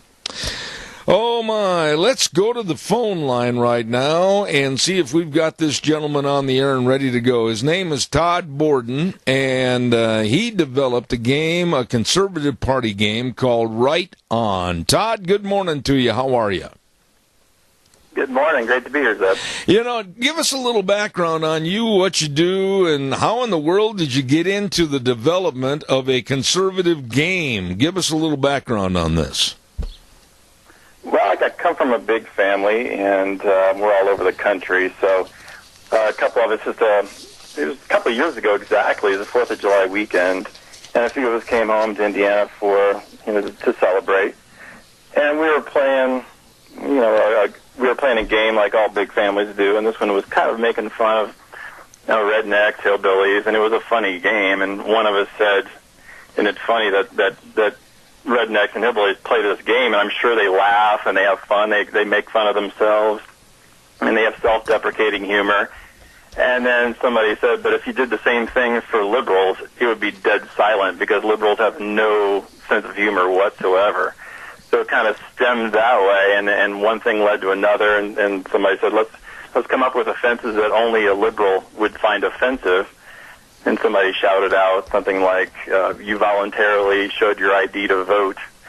And then it got funnier and funnier as we went on. It got more sophisticated from then on. And we were laughing so hard, by the end of the day, we were crying. And let's face it, Zeb, being a conservative, you have to laugh to keep from crying in this day and age. Amen. Well, now, what about the construction of the game? I mean, when you decided that you were going to put this game together, and by the way, I've got a copy of the game right here. My dear friend Dave Beagle was just on the air before you came on, and he sent me a copy of this game. Where did you come up with the rules, the regulations, and all the input for this thing? Well, you know what? The rest of my family, we went home that weekend, and I pretty much forgot about the game. But for me, it became an obsession to come up with these controversy cards because I work with liberals every day. And so every day I'd go into work, and I would come home with pockets full of new ideas over these controversy cards, we call them. And so it just kind of, my family had no idea that I kept continuing to do this. So we got together last year, and I showed them what I had, and they're like, holy cow, we need to make a game out of this. So we actually do have to make a game out of this. So, as far as how you play it, there are so many ways of how to play it that I'm telling you. You open up the box, and every family is going to come up with their own version of how to play it. But there's 16 categories of what liberals find offensive in this game. Stemming from feminism folly, earth snobs, Hollywood hypocrisy, millennial entitlement, wussification of America, and so on and so forth. So every one of these controversies have a category that matches. And it's you have to find a way and figure out which category it belongs to, and that's pretty much the gist of the game. I love this concept. I love this game, and quite frankly, I was reading down the list, like you mentioned, feminism folly and shoot me now, fence jumping, police lives matter, animals are people too, Islam abomination. I mean, you've got some wonderful titles there. But when you play this, I think it would be great to invite the biggest liberals in your neighborhood to play, wouldn't it? I had no intentions of a liberal ever playing this game. I'm sure that there's conservatives out there who will give their liberal friends this game as a joke because, let's face it, I never thought in a million years that we could turn a liberal into a conservative just by playing this game. I never dreamed that a liberal would ever play this game, but you never know. I got to ask you, what has been the repercussions or ramifications to you for creating this game? I mean, the good, the bad, and the ugly. What's it been? There hasn't really been any ramifications. All the people at work who are millennials and liberals, I've told them just recently, because the game only came out a month ago, and they're like, I can't believe you did this. I cannot believe you did this, Todd. But it's not a game that is going to change anybody's mind on the liberal side, like I said. And they know that I'm a conservative, and I make no bones about it. And frankly, I think most conservatives need this to talk about, their beliefs to millennials and liberals more than they do.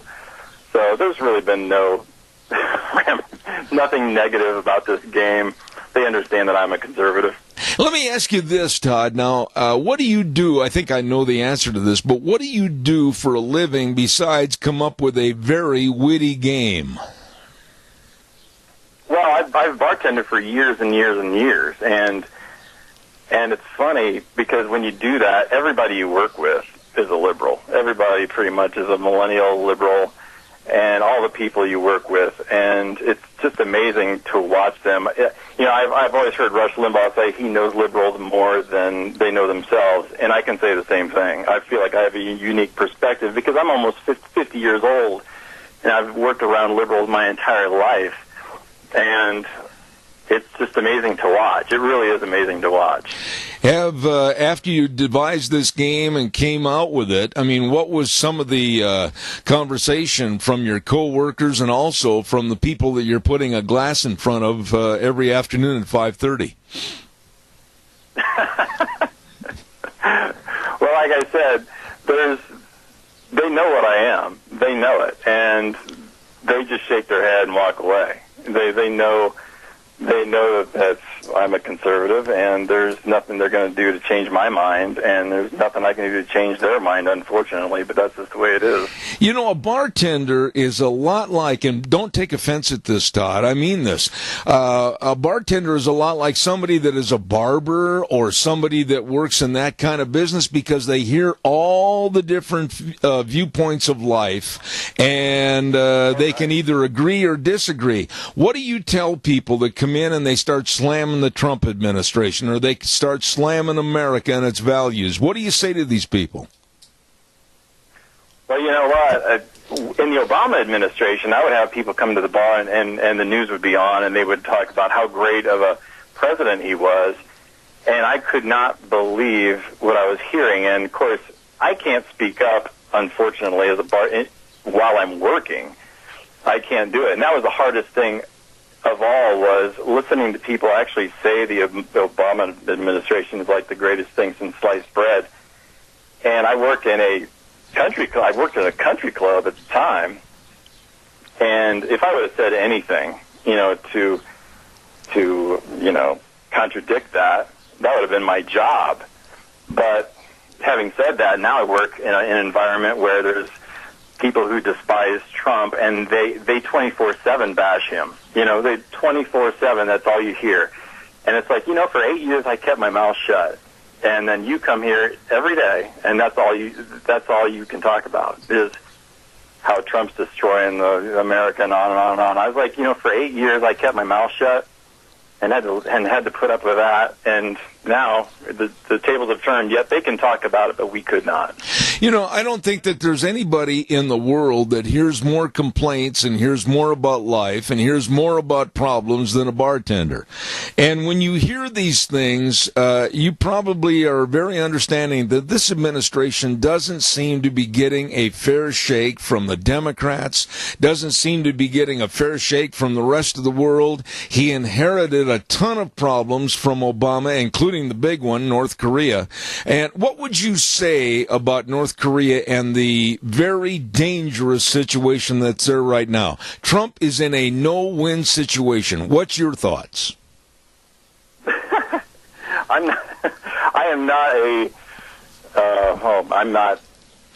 would not know where to begin. I mean, I'm not somebody who can debate very well. I've always said God could take all the liberals in the world, put them in a group, and tell them you're wrong in everything that you believe in. And they would argue with God. I've always said that. So I'm not somebody who's very good at debating. I'm a great listener, obviously, because that's what I do. But I'm not a great debater. But once you know that they would argue with God if they could, and tell him he's wrong. I've always said that. So once I decided that, you know what, it's pointless. So that's why I developed a game. You know, this is my way. This is my way of just making fun of liberals, and that's, you know, I'm not a professional, you know, at debating liberals by any means. I see.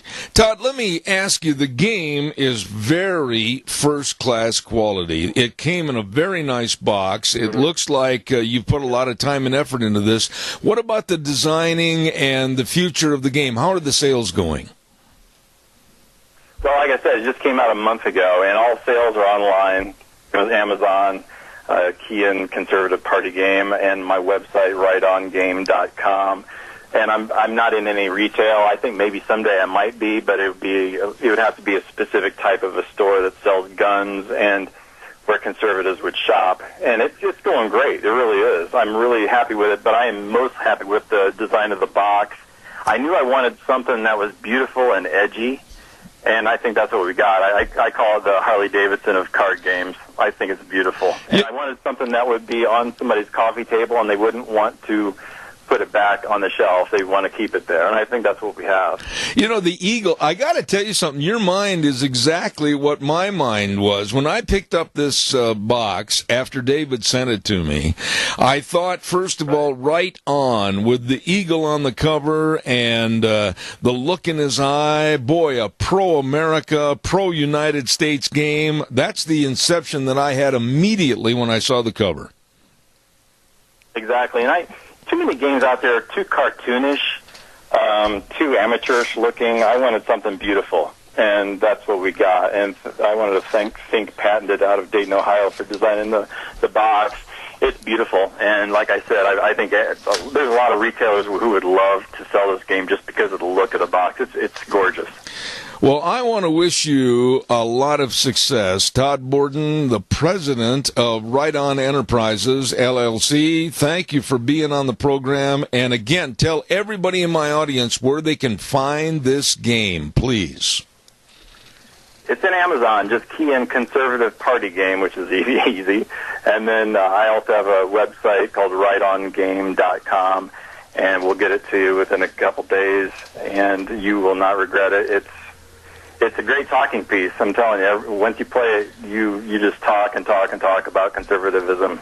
Great, and it's funny. You know what I'd like to do, and I'm not even going to charge you for this bit of advice, but if it goes through, you can share in the percentage of the profits. You ought to make this show into a game show on television, this game into a game show, Right On. Boy, what a great TV show that would be. Do you think Hollywood would accept that, Zeb? I don't know. Liberals have cornered the market on entertainment. They've got Hollywood, they've got sports, they've got music. This is our way of putting a little dent in the door for conservatism in the entertainment business. I would love to do that. That'd be awesome. Let me go to work with some of the people I know in Hollywood and talk to some of the producers, etc. And you never know. I can see it now. The music comes up in God Bless America with Kate Smith and the game show Right On starring Todd Borden. Hey, there's a future there, Todd. God bless America. That would be awesome. All right. Well, listen, the best to you and your game, Right On. Thanks for being on the program this morning, and we'll call you in the future and see how the game's going. Thanks. Hey, thanks a lot, Zeb. I appreciate it. All right, take care. Good guy right there, Todd Borden, president of Right On Enterprises, a conservative party game, and it's a hilarious game. It really is, with all the different categories like the wussification of America and Islam, Obama Nation, and millennial entitlements, rainbow games, campus coddling. Oh, it goes on and on. Be sure and try to pick up a copy of that game. Thank you, Dave Bego, for sending it to me, and also the information on Todd Borden.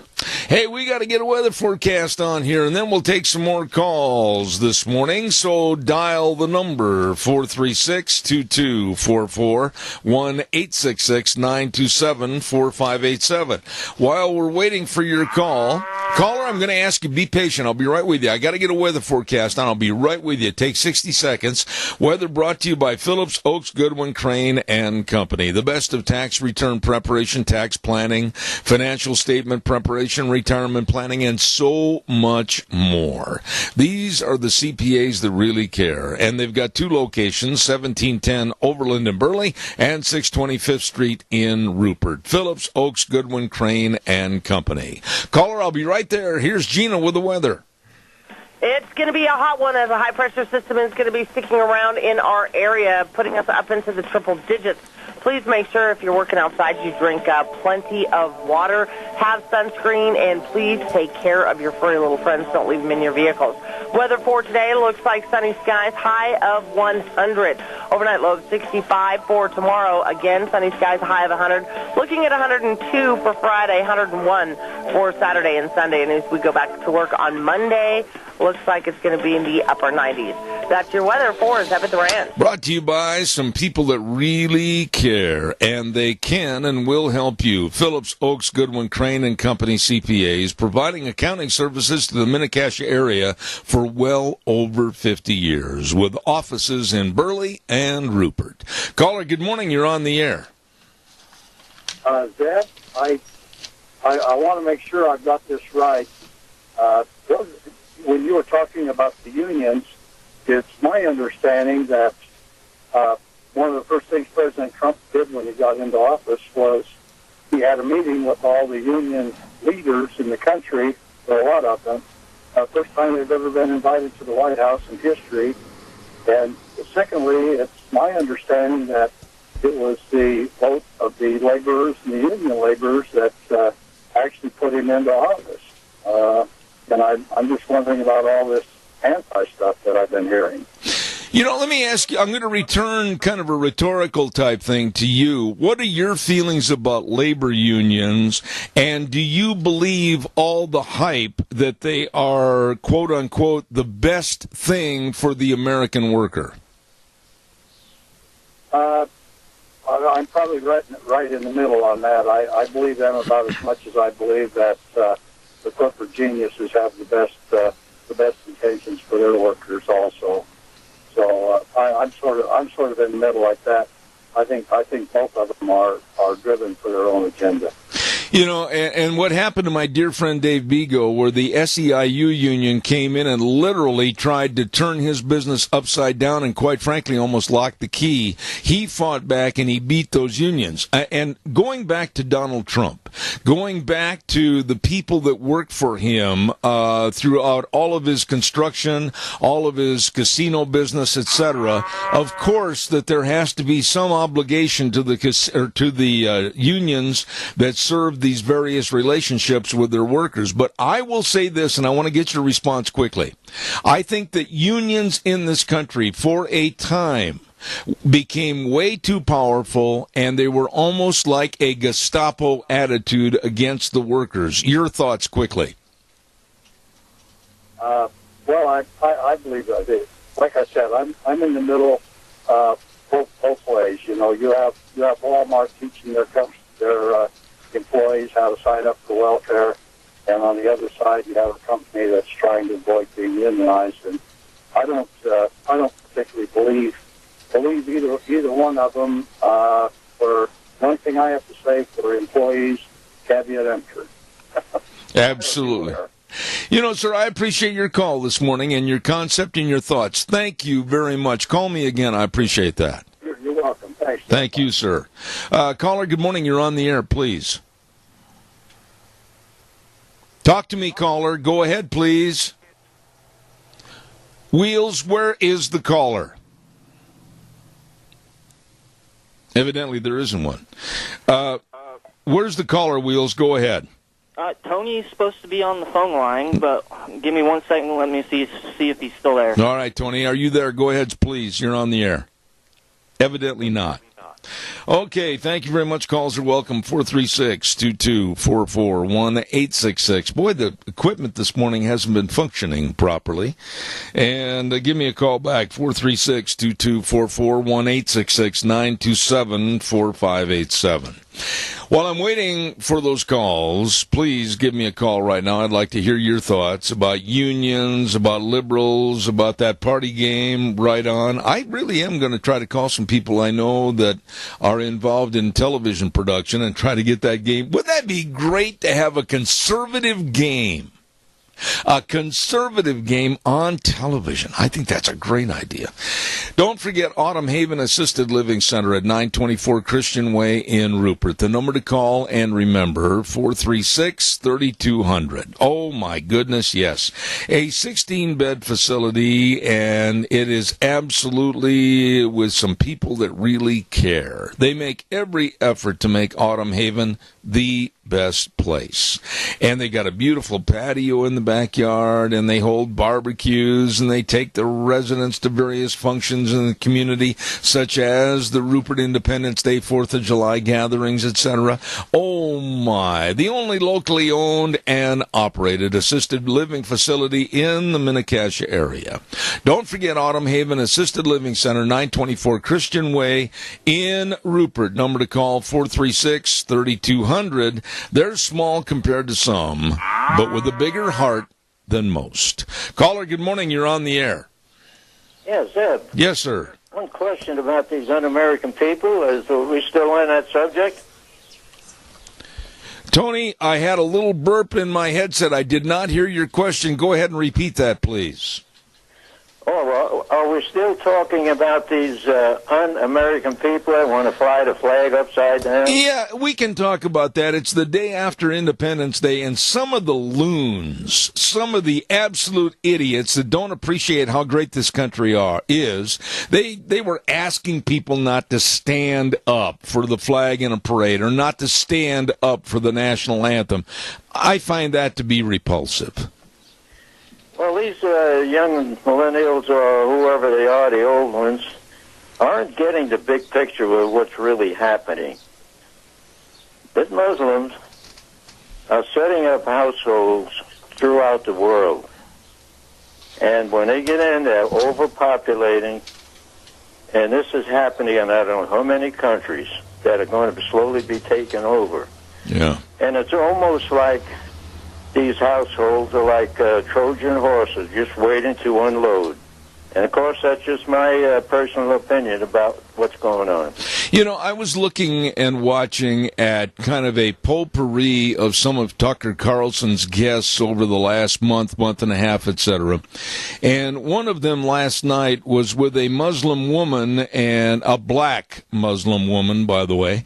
And Tucker really painted her into some corners. And when they started complaining about how Muslims need to have safe spaces where nobody can bother them and nobody can eavesdrop on them. And I say that's just too doggone bad. It wasn't a bunch of Episcopalians and Methodists that caused all the trouble with the bombings and the killings and the taking down of our Twin Towers in New York. It was Muslims. And so therefore, if we have to highlight the fact that we need to find out what they're doing or find out what they're saying, that's their problem. They caused it. They're not doing anything to solve it. We need to keep on listening. Well, our tax dollars are funding the birthing of these people. It's going to be conquest through overpopulation if we're not careful. Well, right now, we are really on the precipice of having major problems around the world, and we've got to have an iron fist, as far as I'm concerned, especially with what's going on over in North Korea. And any other problems that are coming up, including the Muslim problem, not only here but abroad, it has to be dealt with, and dealt with harshly. Well, I'm with you on that, and I hope something is done shortly. We're starting to get problems over in Jerome now, so... I noticed that. And, you know, the respect, Tony, the respect for law enforcement. I'm just going to say this. The respect for law enforcement, whether it's our local police, whether it's our state police, or whether it is ICE agents, they are hired to do a job. They are hired to uphold the law. They are hired to uphold and support protecting innocent people, but they are also hired to go get the bad guys. And our society has forgotten about that. And I say God bless the police, ICE agents, and everything else, because they're out there to do a job and protect you and I and our laws. Well, my son-in-law is a cop, and his hands are tied. So that's the answer. And I feel sorry for your son-in-law. I really do. Tony, God bless you, man. Thank you so much. Okay.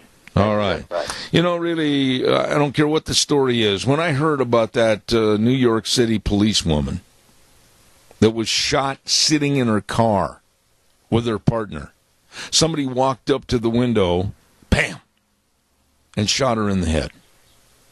There is no respect for our police anymore. There is no respect for people that are to uphold our Constitution and our laws. And I'll go back to what I said a moment ago.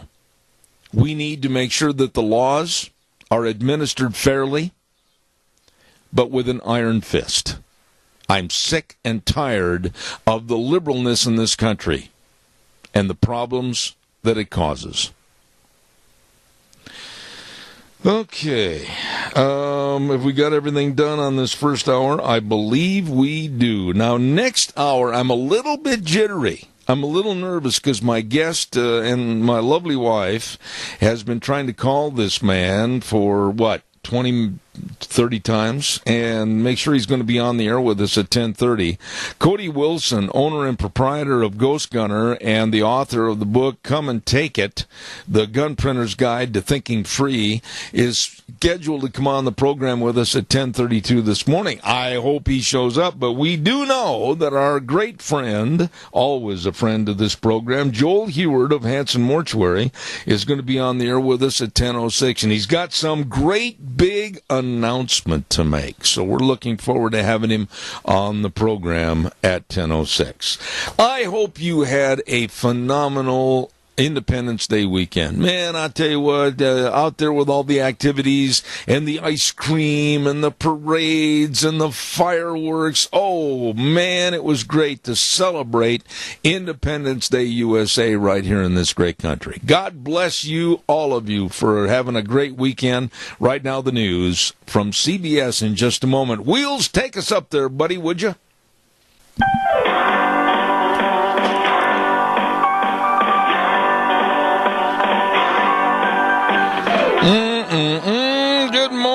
Good morning, and it's Wednesday. I keep wanting to say Monday. It feels like that after being gone for so many days. Good morning, I'm Zeb Bell, Zeb at the Ranch, with our major sponsor, your Magic Valley Les Schwab Tire Centers, all 7 locations serving you, along with some of our great advertisers like Western Way Services, always at your disposal. Be sure and contact them today at 734-6969. Right now, without further ado, Wheels. Let's find out more about the great big Silver State Stampede. Nevada's oldest rodeo. The Silver State Stampede roars into Elko July 13th, 14th, and 15th for family entertainment at its best. This PRCA rodeo brings you the thrill of professional riders going head-to-head in one of the world's toughest sports, rodeo. The action kicks off Thursday with the annual kickoff party featuring mutton busting, Old West bronc riding, tri-tip dinner for just $10, and an extra dose of the world-famous Ring of Fear. Head into Friday and Saturday for PRCA rodeo action with the award-winning Wild Child Rodeo Clown, and dance the night away with the Jeff Palmer Band. So gather your friends and get your tickets today for the 2017 Silver State Stampede, July 13th through the 15th. And don't forget to wear your pink for Tough Enough to Wear Pink Night on Saturday. Family entertainment at its best with the 2017 Silver State Stampede at the Elko County Fairgrounds. You'll pay for the whole seat, but you'll only need the egg. Oh, they're going to have a ripping good time down in Elko at the Silver State Stampede. Right now, we're going to visit with a man that's been a friend of mine for a long time on this program, and I just want to say good morning to Joel Heward over at Hanson Mortuary. Sir, how are you? We're We're doing great for the shape we're in over here.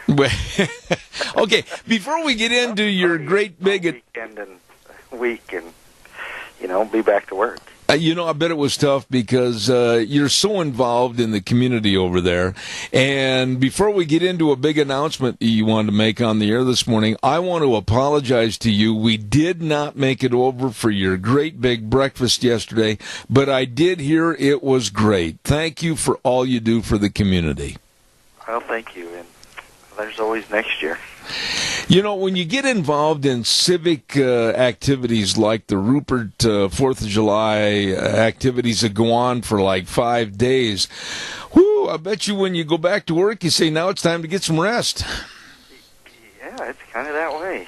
There's plenty of the civic activities. I do a little bit, but not much. But, we're just so close to the square, and our big parade starts right out front here, so it's, you can't help but be involved, and, we just make a fun time out of it, and that always involves a lot of work, too. Oh, my goodness, yes. Well, now I'm going to turn the ball over to you. What big announcement did you want to talk about this morning? Well, it's something we've been working on for a couple of weeks, to months, actually. We've heard about this program, and we've done some investigating into this program, and we finally decided it's something worthwhile and that we wanted to be a part of. And it's a national campaign, to help people. But this group of people is put this organization together, and it actually goes by the name of FAMIC, which is the Funeral and Memorial Information Council, is what that stands for.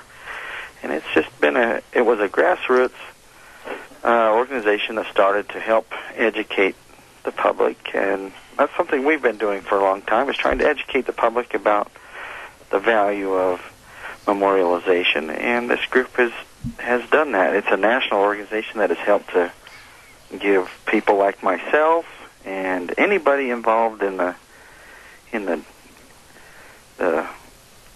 business of, memorialization, a national resource for, research and statistics to get to people what they want. Mm-hmm. Being able to provide what they want and demand of us. I just was looking at some statistics. 89% of people feel that a discussion about the end-of-life wishes, would be meaningful. And 69% of people would prefer to prearrange their own services, which we've talked about countless times on your program. Right. But 17% is all. After all this work, you could say, not just myself, but you're talking all types of professionals. 17% of these people, us, are all that have actually made those arrangements. So, that's quite a difference. We realize that it's not the most funnest and greatest thing to have to talk about, our end of life. It can be very, stressful and not pleasant. Well, let me interrupt you there, Joel, if I may, because I can relate back to my mom and my dad. And every time I tried to bring up with them final arrangements and what do we need to know as siblings and that type of thing, being raised in an old German family, boy, my dad closed the door on that conversation and nothing flat. How do you break the ice? Well, that's exactly what we're trying to introduce here, is a way to help people begin those conversations. These conversations in most cases, they're not going to go over well when you just to say, hey, Mom, we're coming over and we're going to talk about your funeral arrangements. Oh, boy. Yeah. That's not going to get you in the door for a piece of pie. No. So, this is designed, we have booklets and materials available for people that want to, but it's just designed to help give people some extra ideas of how to have these conversations. And this campaign is actually called Have the Talk of a Lifetime.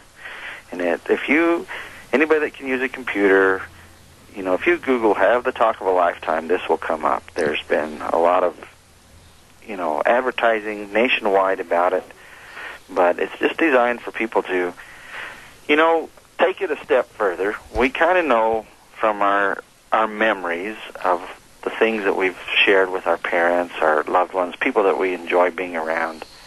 We can always reflect on, hey, remember the wedding, or remember that graduation, remember that horse trip, or that camping trip, hunting trip, fishing trip. But that's about where it stops. Most of us don't know, what was our parents or someone's, what happened at their wedding? Right. What was said at their wedding? Right. What was their school years like? The deep things like that. And this is designed to help get that information. And as that information is gathered, it becomes more meaningful. I don't know how much time we have, but I want to share a personal experience that my family has just experienced in the last 6 to 8 months here. Okay. And it involves my sixth great-grandfather, if you can believe. Most people can't name their sixth great-grandfather, and I couldn't either.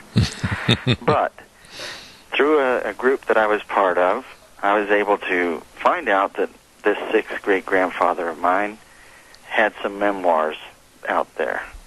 Somebody in his family, all that time back, this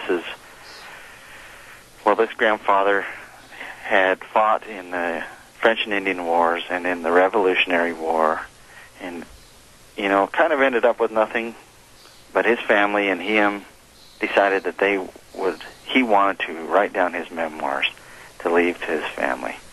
They go into quite a lot of detail of what life was like, what he went through, what the times in this Revolutionary War of our country were like, and has really given a lot of insight to our family. We have sure enjoyed having that.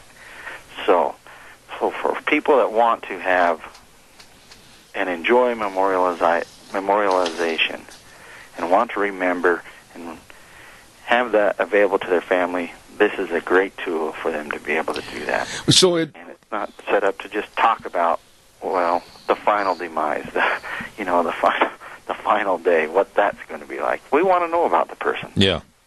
Yeah, I like this idea. Are you creating somewhat of a nightmare for yourself by having all this information? And boy, you got to be the quarterback and the wide receiver, and you've got to put this all together in a short period of time. Woo, that's going to be a lot of work for you, isn't it? No, it is something that we already do. There's a lot of statistics out there. People look at us, professionals, as someone to help them and facilitate this already.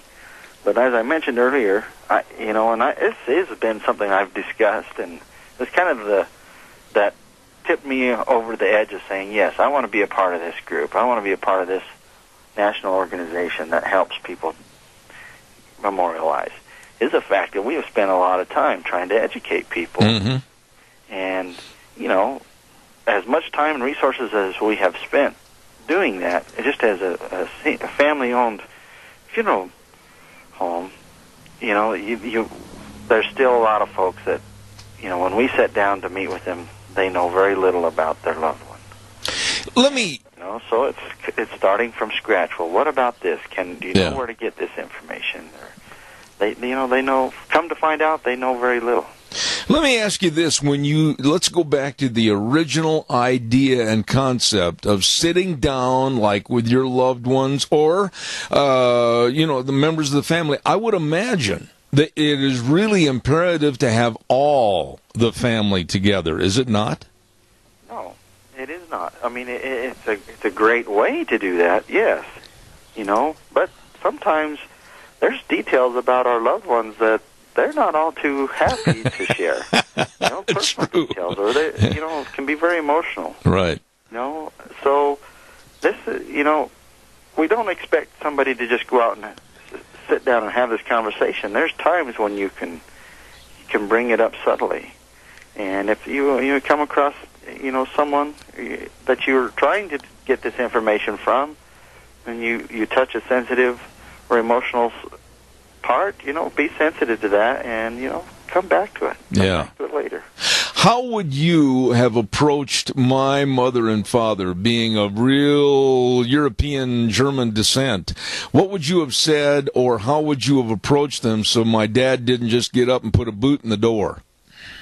Well, you could have approached in a way of saying, hey, Dad, tell me, what was your earliest memory as a child? That's not offensive. That's not intrusive. Right. And as things goes on, time goes on, one question after another, later on, after you're having these discussions and these talks and you're taking notes at times, it becomes not as abrasive when we say, hey, Dad, you've shared all these information with us before, and I've asked you all these questions about school and what your childhood was like. I'm going to have kids, or I have kids.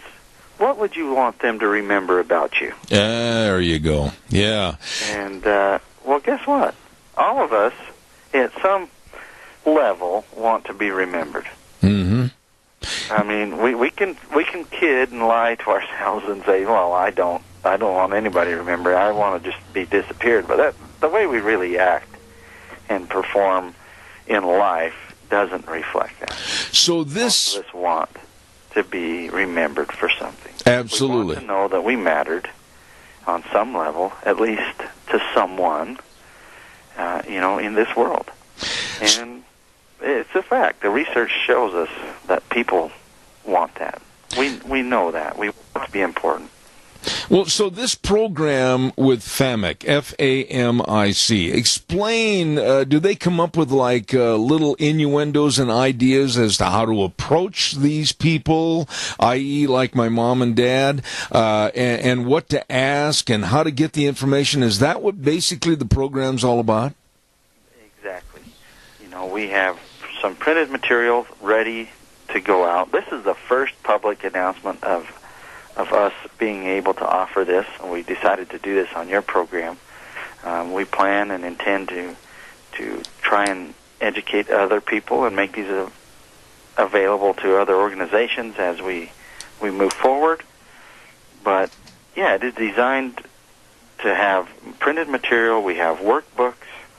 If someone is ready to have that conversation and wants that workbook, well, we have brochures that are just set up to take and give you those pointers to put in your back pocket to say, hey, be ready when that time comes. So be aware of the opportunity to ask somebody. Yeah. I'm sitting here listening to you, and it makes me feel sad to some degree that I know very, very little about some of my grandparents, some of my aunts and uncles and everything, and I wish a program or the attempt at this program could have been handled a long time ago, because there's very close relatives that I know nothing about. That's a shame. Yeah, you and a lot of other folks come across that. And as time goes on, it's just like my sixth great grandfather. I would know nothing of him had this memoir not been written down and then eventually made available through an online source. And,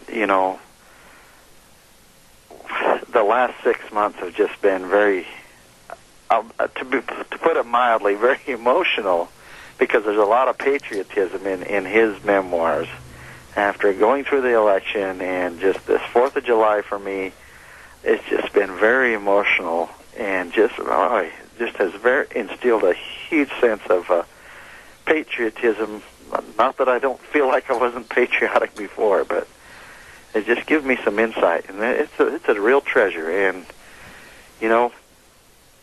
there's many people between my sixth great grandfather and my children here today that we probably won't know a whole lot about, but hopefully through programs like this, Have a Talk of a Lifetime, we can change that. the family pride. I'm very proud of my family. I'm very proud of what they did, how they served this great country.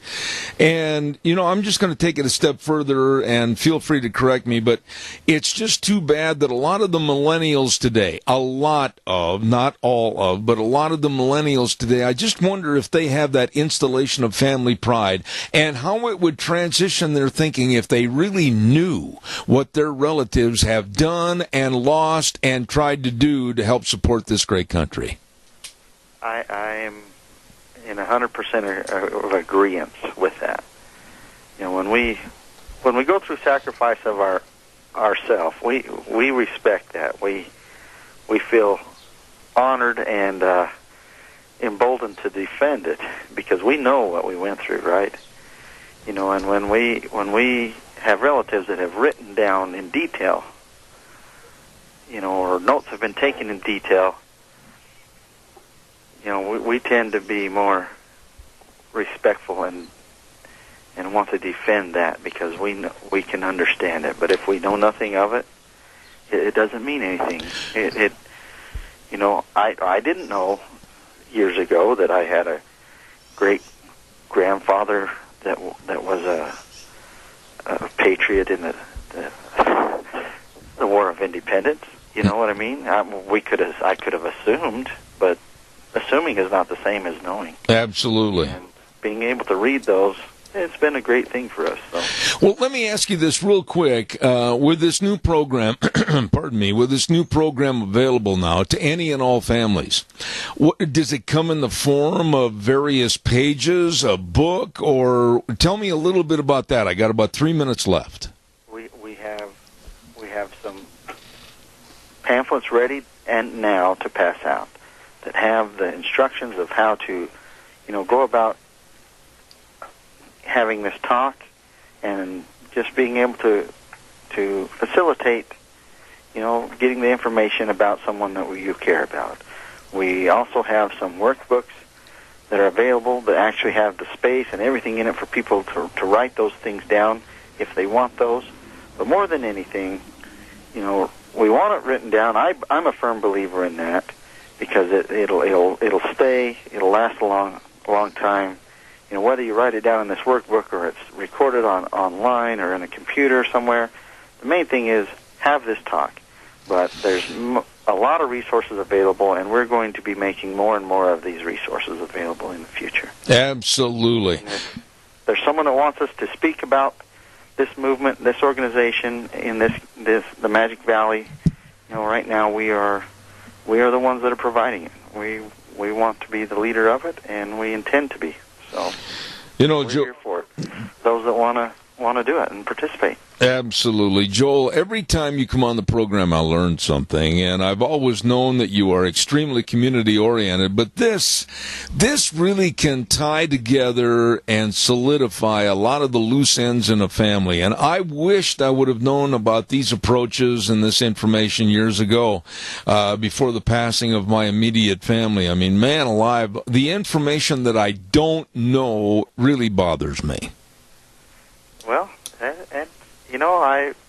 I believe it's supposed to be that way. I'm a religious man, and in Scripture, there's scriptures that encourage us to,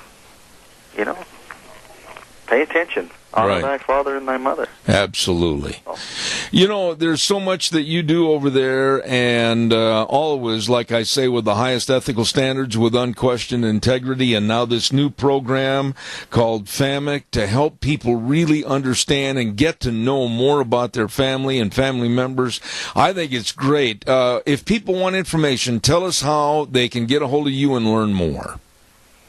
Well, number one, they can Google FAMIC. Online. If they want to just stop in the funeral home, we have it available.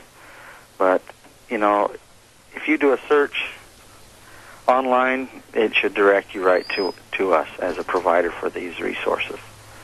But, I know a lot of folks aren't using their computers, especially older folks that, are still nervous about using them. Please just stop by or call. We'll mail it to you, or younger folks that want to have this conversation with their older older loved ones, let us know. We'll get it to you one form or another. All right. And the number to call, 436-5636. Joel Heward, Hanson Mortuary, 710 6th Street in Rupert.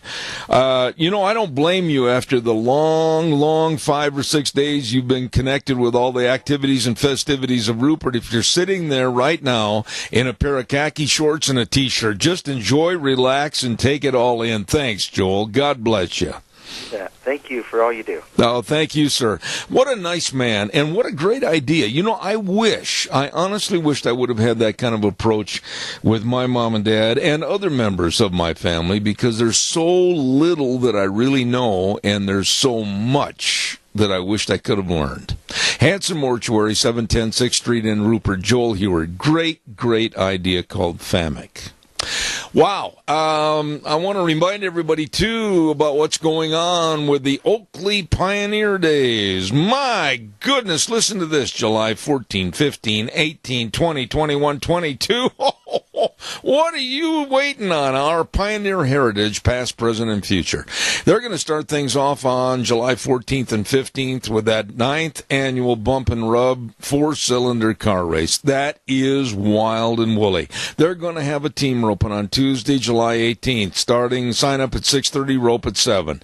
Jim Canna's Open Rodeo co-sanctioned with the IMPRA, July 21st and 22nd. Fireworks, dancing, basketball tournaments, entertainment in the park, chuck wagon breakfast. Oh my goodness. I got a list here that'll knock your socks off of all the things they've got planned, including a great big huge Pioneer Day parade. Oh my, don't you miss it. All the activity, all the fun of the Oakley Pioneer Days starting on July 14th and going through July 22nd.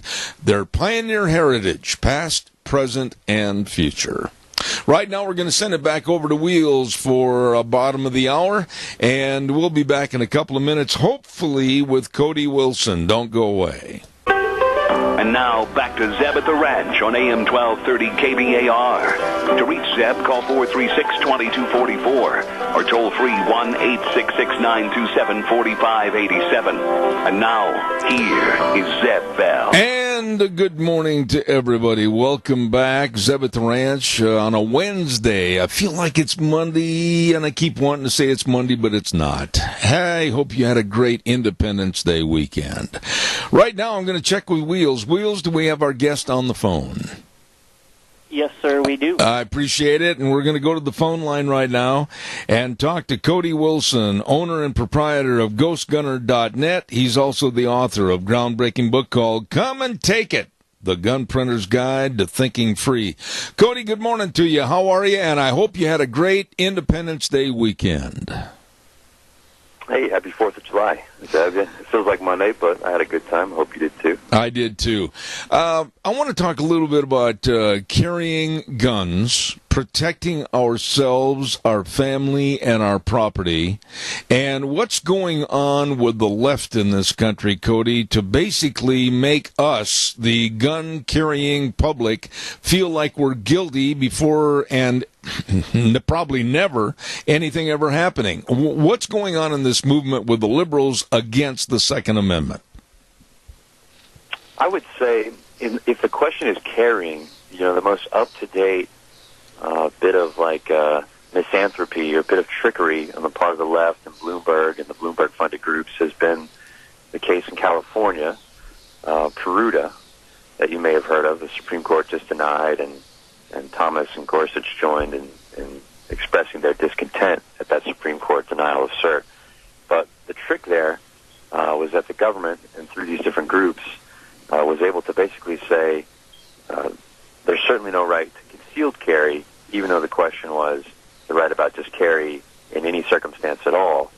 And so they're able to kind of devolve the question into a more particular question and then basically entirely destroy your ability to carry concealed or not concealed. that seems to be the most active way that California has just shut down carry for millions of people. Let me ask you this, Cody, and let's take a little history lesson from you. I'm sure as well-versed as you are, you know the answer to this. But in the days of the Old West, you could walk into town with a pistol on your hip or a carbine in your saddle scabbard. When did all of a sudden the laws prevail themselves that you couldn't carry a protective gun? I think it's a great question in terms of how people's temperaments must have changed, because they surely did. And I can only use concrete examples like I live in Austin, Texas. So in Austin, it's always been legal since the 19th century at the least to carry a long gun on your back into town. Even now in Austin, Texas, liberal Austin, Texas, you can carry a long gun and walk down the street.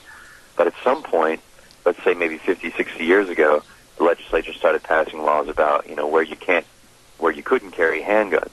And I think that's kind of what happened. We had always had it's always been legal in America to make guns, carry guns, keep guns, and then slowly in the cities, and as populations began to change and grow, people began to pass laws here and there about handguns, where you could carry things, where guns weren't allowed, and this patchwork was created. I think it was mostly driven by liberal population shifts. You know what bothers me right now in this country? We have, to use his name, the Michael Bloombergs that are willing to put massive amounts of money into campaigns to see gun control come to its pinnacle, and that would be gun confiscation.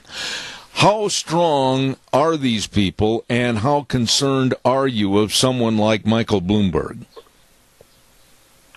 I think Bloomberg is. You're right to locate him as probably the chief adversary of the modern gun control movement. I mean, he's certainly the patron of all these organizations, and their endowments grow because of him.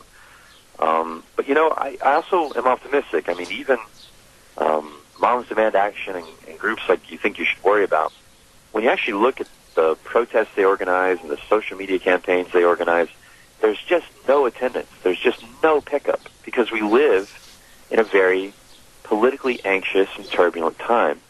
And like the good people of this country can be dependent upon to exercise their common sense.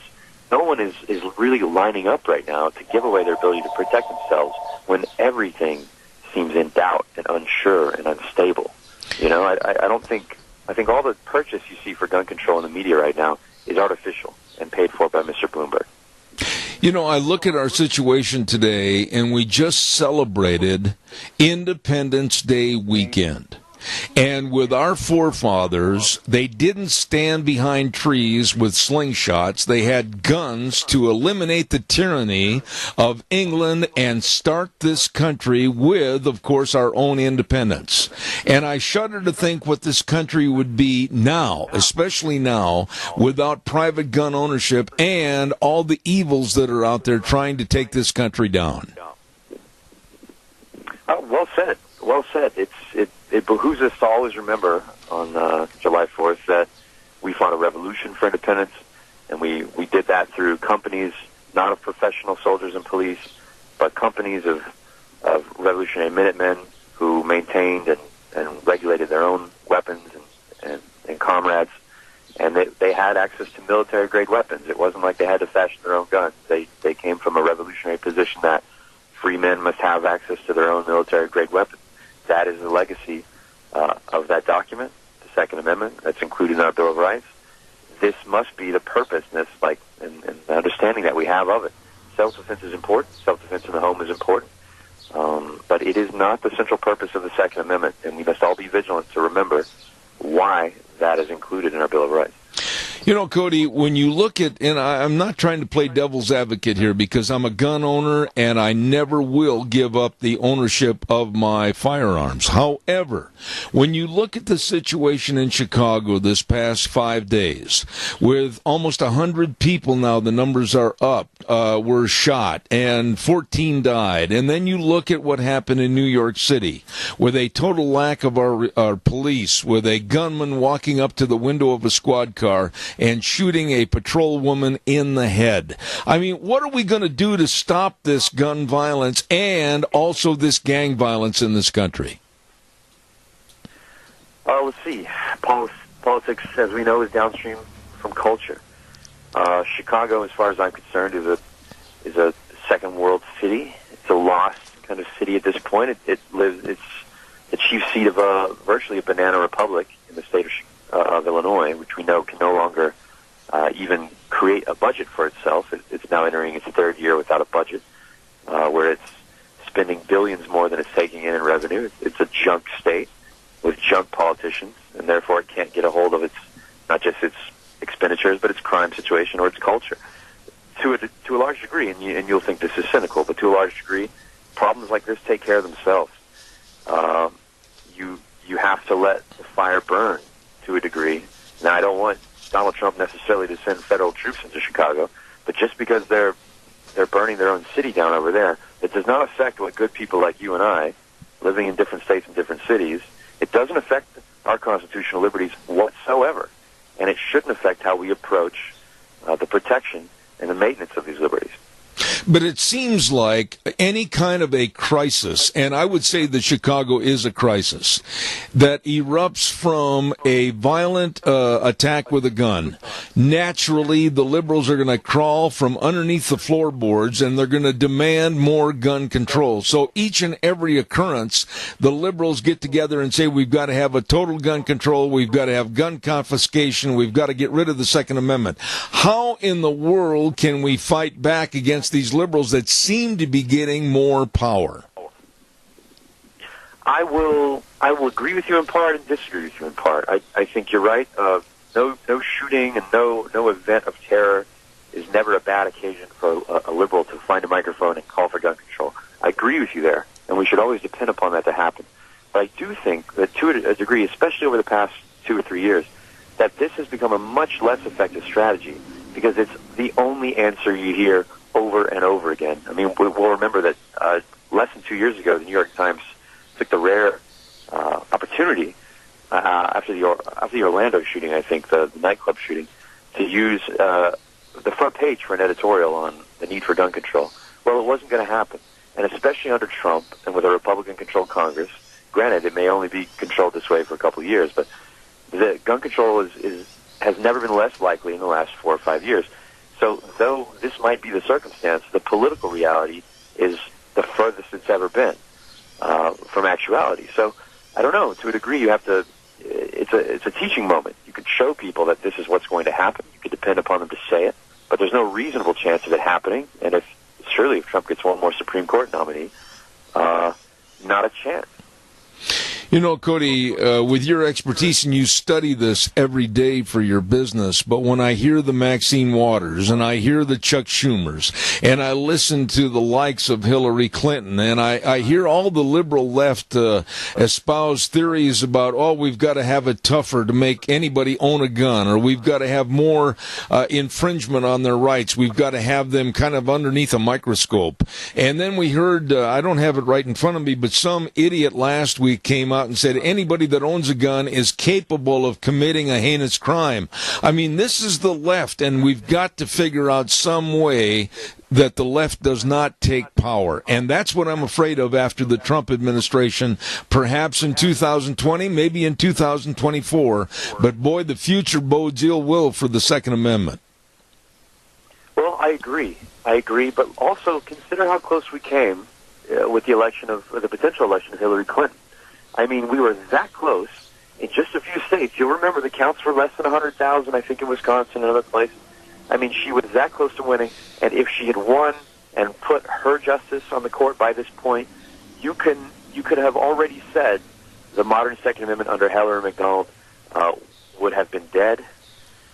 There would be no reasonable hope that we would have expanded it at the federal level, and it would have just been a battle of attrition as the states slowly cut their people off, year by year from guns. At least in this situation, we have the possibility of expansion of our right at the federal level, and we only have to fight at the state level.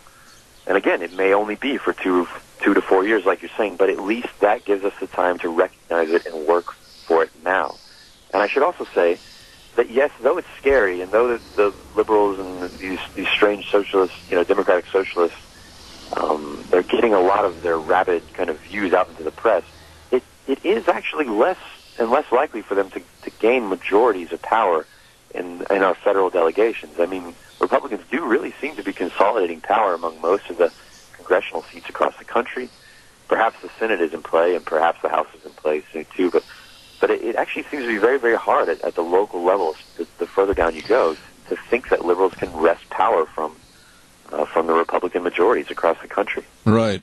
Cody, when you speak to various groups or whatever across the country and you have a chance to really talk about the Second Amendment, I would think that it has to come into the conversation that we as gun owners, we should always be the most professional and the most caring and the most safety-minded. And I think sometimes some of our ilk, they don't put forward their best foot. Would you agree with that? Well, I can't disagree with that. Obviously, there's plenty of gun types and gun culture types that like to be abrasive, and Mr. Ted Nugent comes to mind. And I can't. At the same time, I feel like I can't go out of my way and punch right that way and reprimand them, because I do think that the defense of our Second Amendment requires the occasional aggression from time to time. At least the rough, plain talk. Because I think that's responded well to. But I understand what you're saying. That we should always demonstrate and be the examples of virtue and the diligent carrying out of our liberty.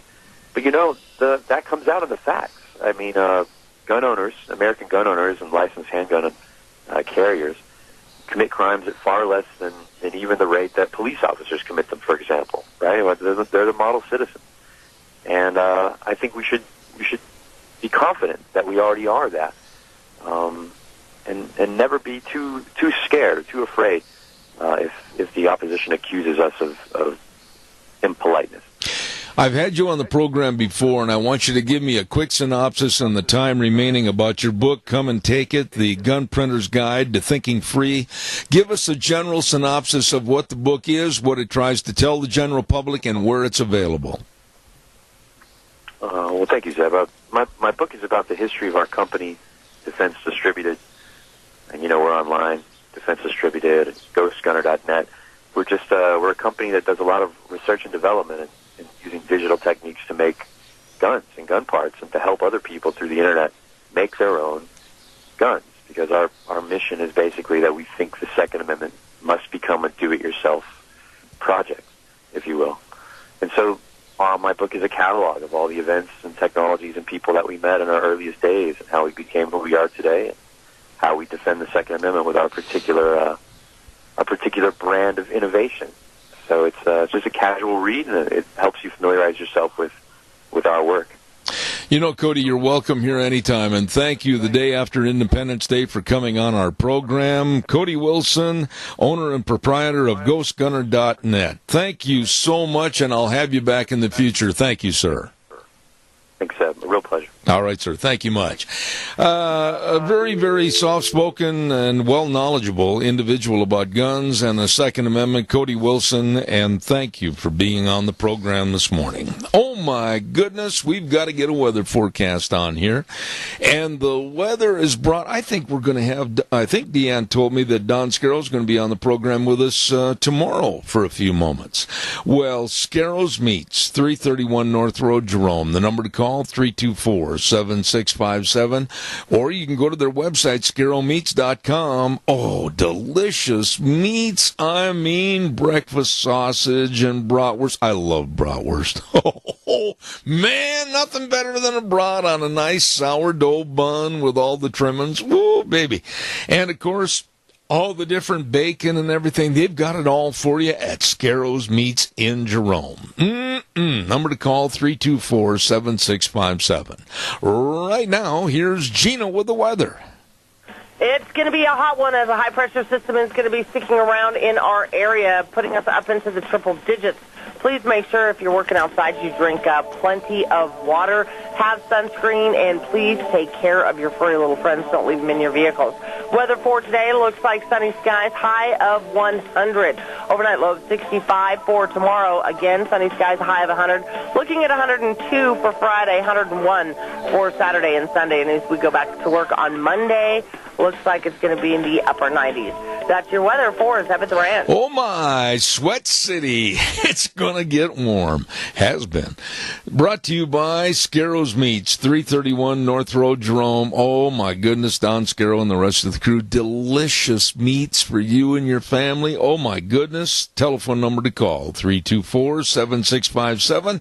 Scarro's Meats. It's true. Changing the way we eat, one delicious bite at a time. All right, I got time for a couple of calls. Give me a jingle on the landline, 436-2244, 1-866-927-4587. I'm going to say this, and I'm going to ask people to call and give me your opinion on this, because I think this is absolutely insane. Oregon has become, as you probably heard on the news earlier, the first state to allow gender-neutral licenses. Here's what the AP had a story on this morning. Oregon has become the first state in the United States to allow residents who don't identify as male or female to mark their gender as not specified when they apply for a driver's license, a learner's permit, or identity card. This is insanity. And I wonder what in the world the legislators in that state were thinking of. Get up off the chair, get your head out of wherever you've stuck it, and start acting like citizens of this United States of America. Of course it makes a difference on an identity card like a driver's license as to male or female. That card is used for the getting on of airlines, airplanes to fly anywhere in the world, or gun purchases. You need to know what in that world the person is. And I am so fed up with this mollycoddling, with these transgender societies. Oh, I think today I'm going to be a fish. Well, I think today I'll be a tree. Or like that one Arizona professor saying, I think today I'll be a hippopotamus. Well, you're an insane hippopotamus. God created male and female. There is nothing. I think in New York, these idiots and imbeciles are trying to come up with like 48 different genders that can be applied. Oh, well, you called me by the wrong gender, I'm going to sue. All this kind of insanity. And now Oregon adding to the insanity by not putting anything in the gender mark as far as not specified. What are your thoughts about this? Our society is crumbling. Values are crumbling. There are no moral values. There are no rules and regulations. Of course, there's just male and female. That is it.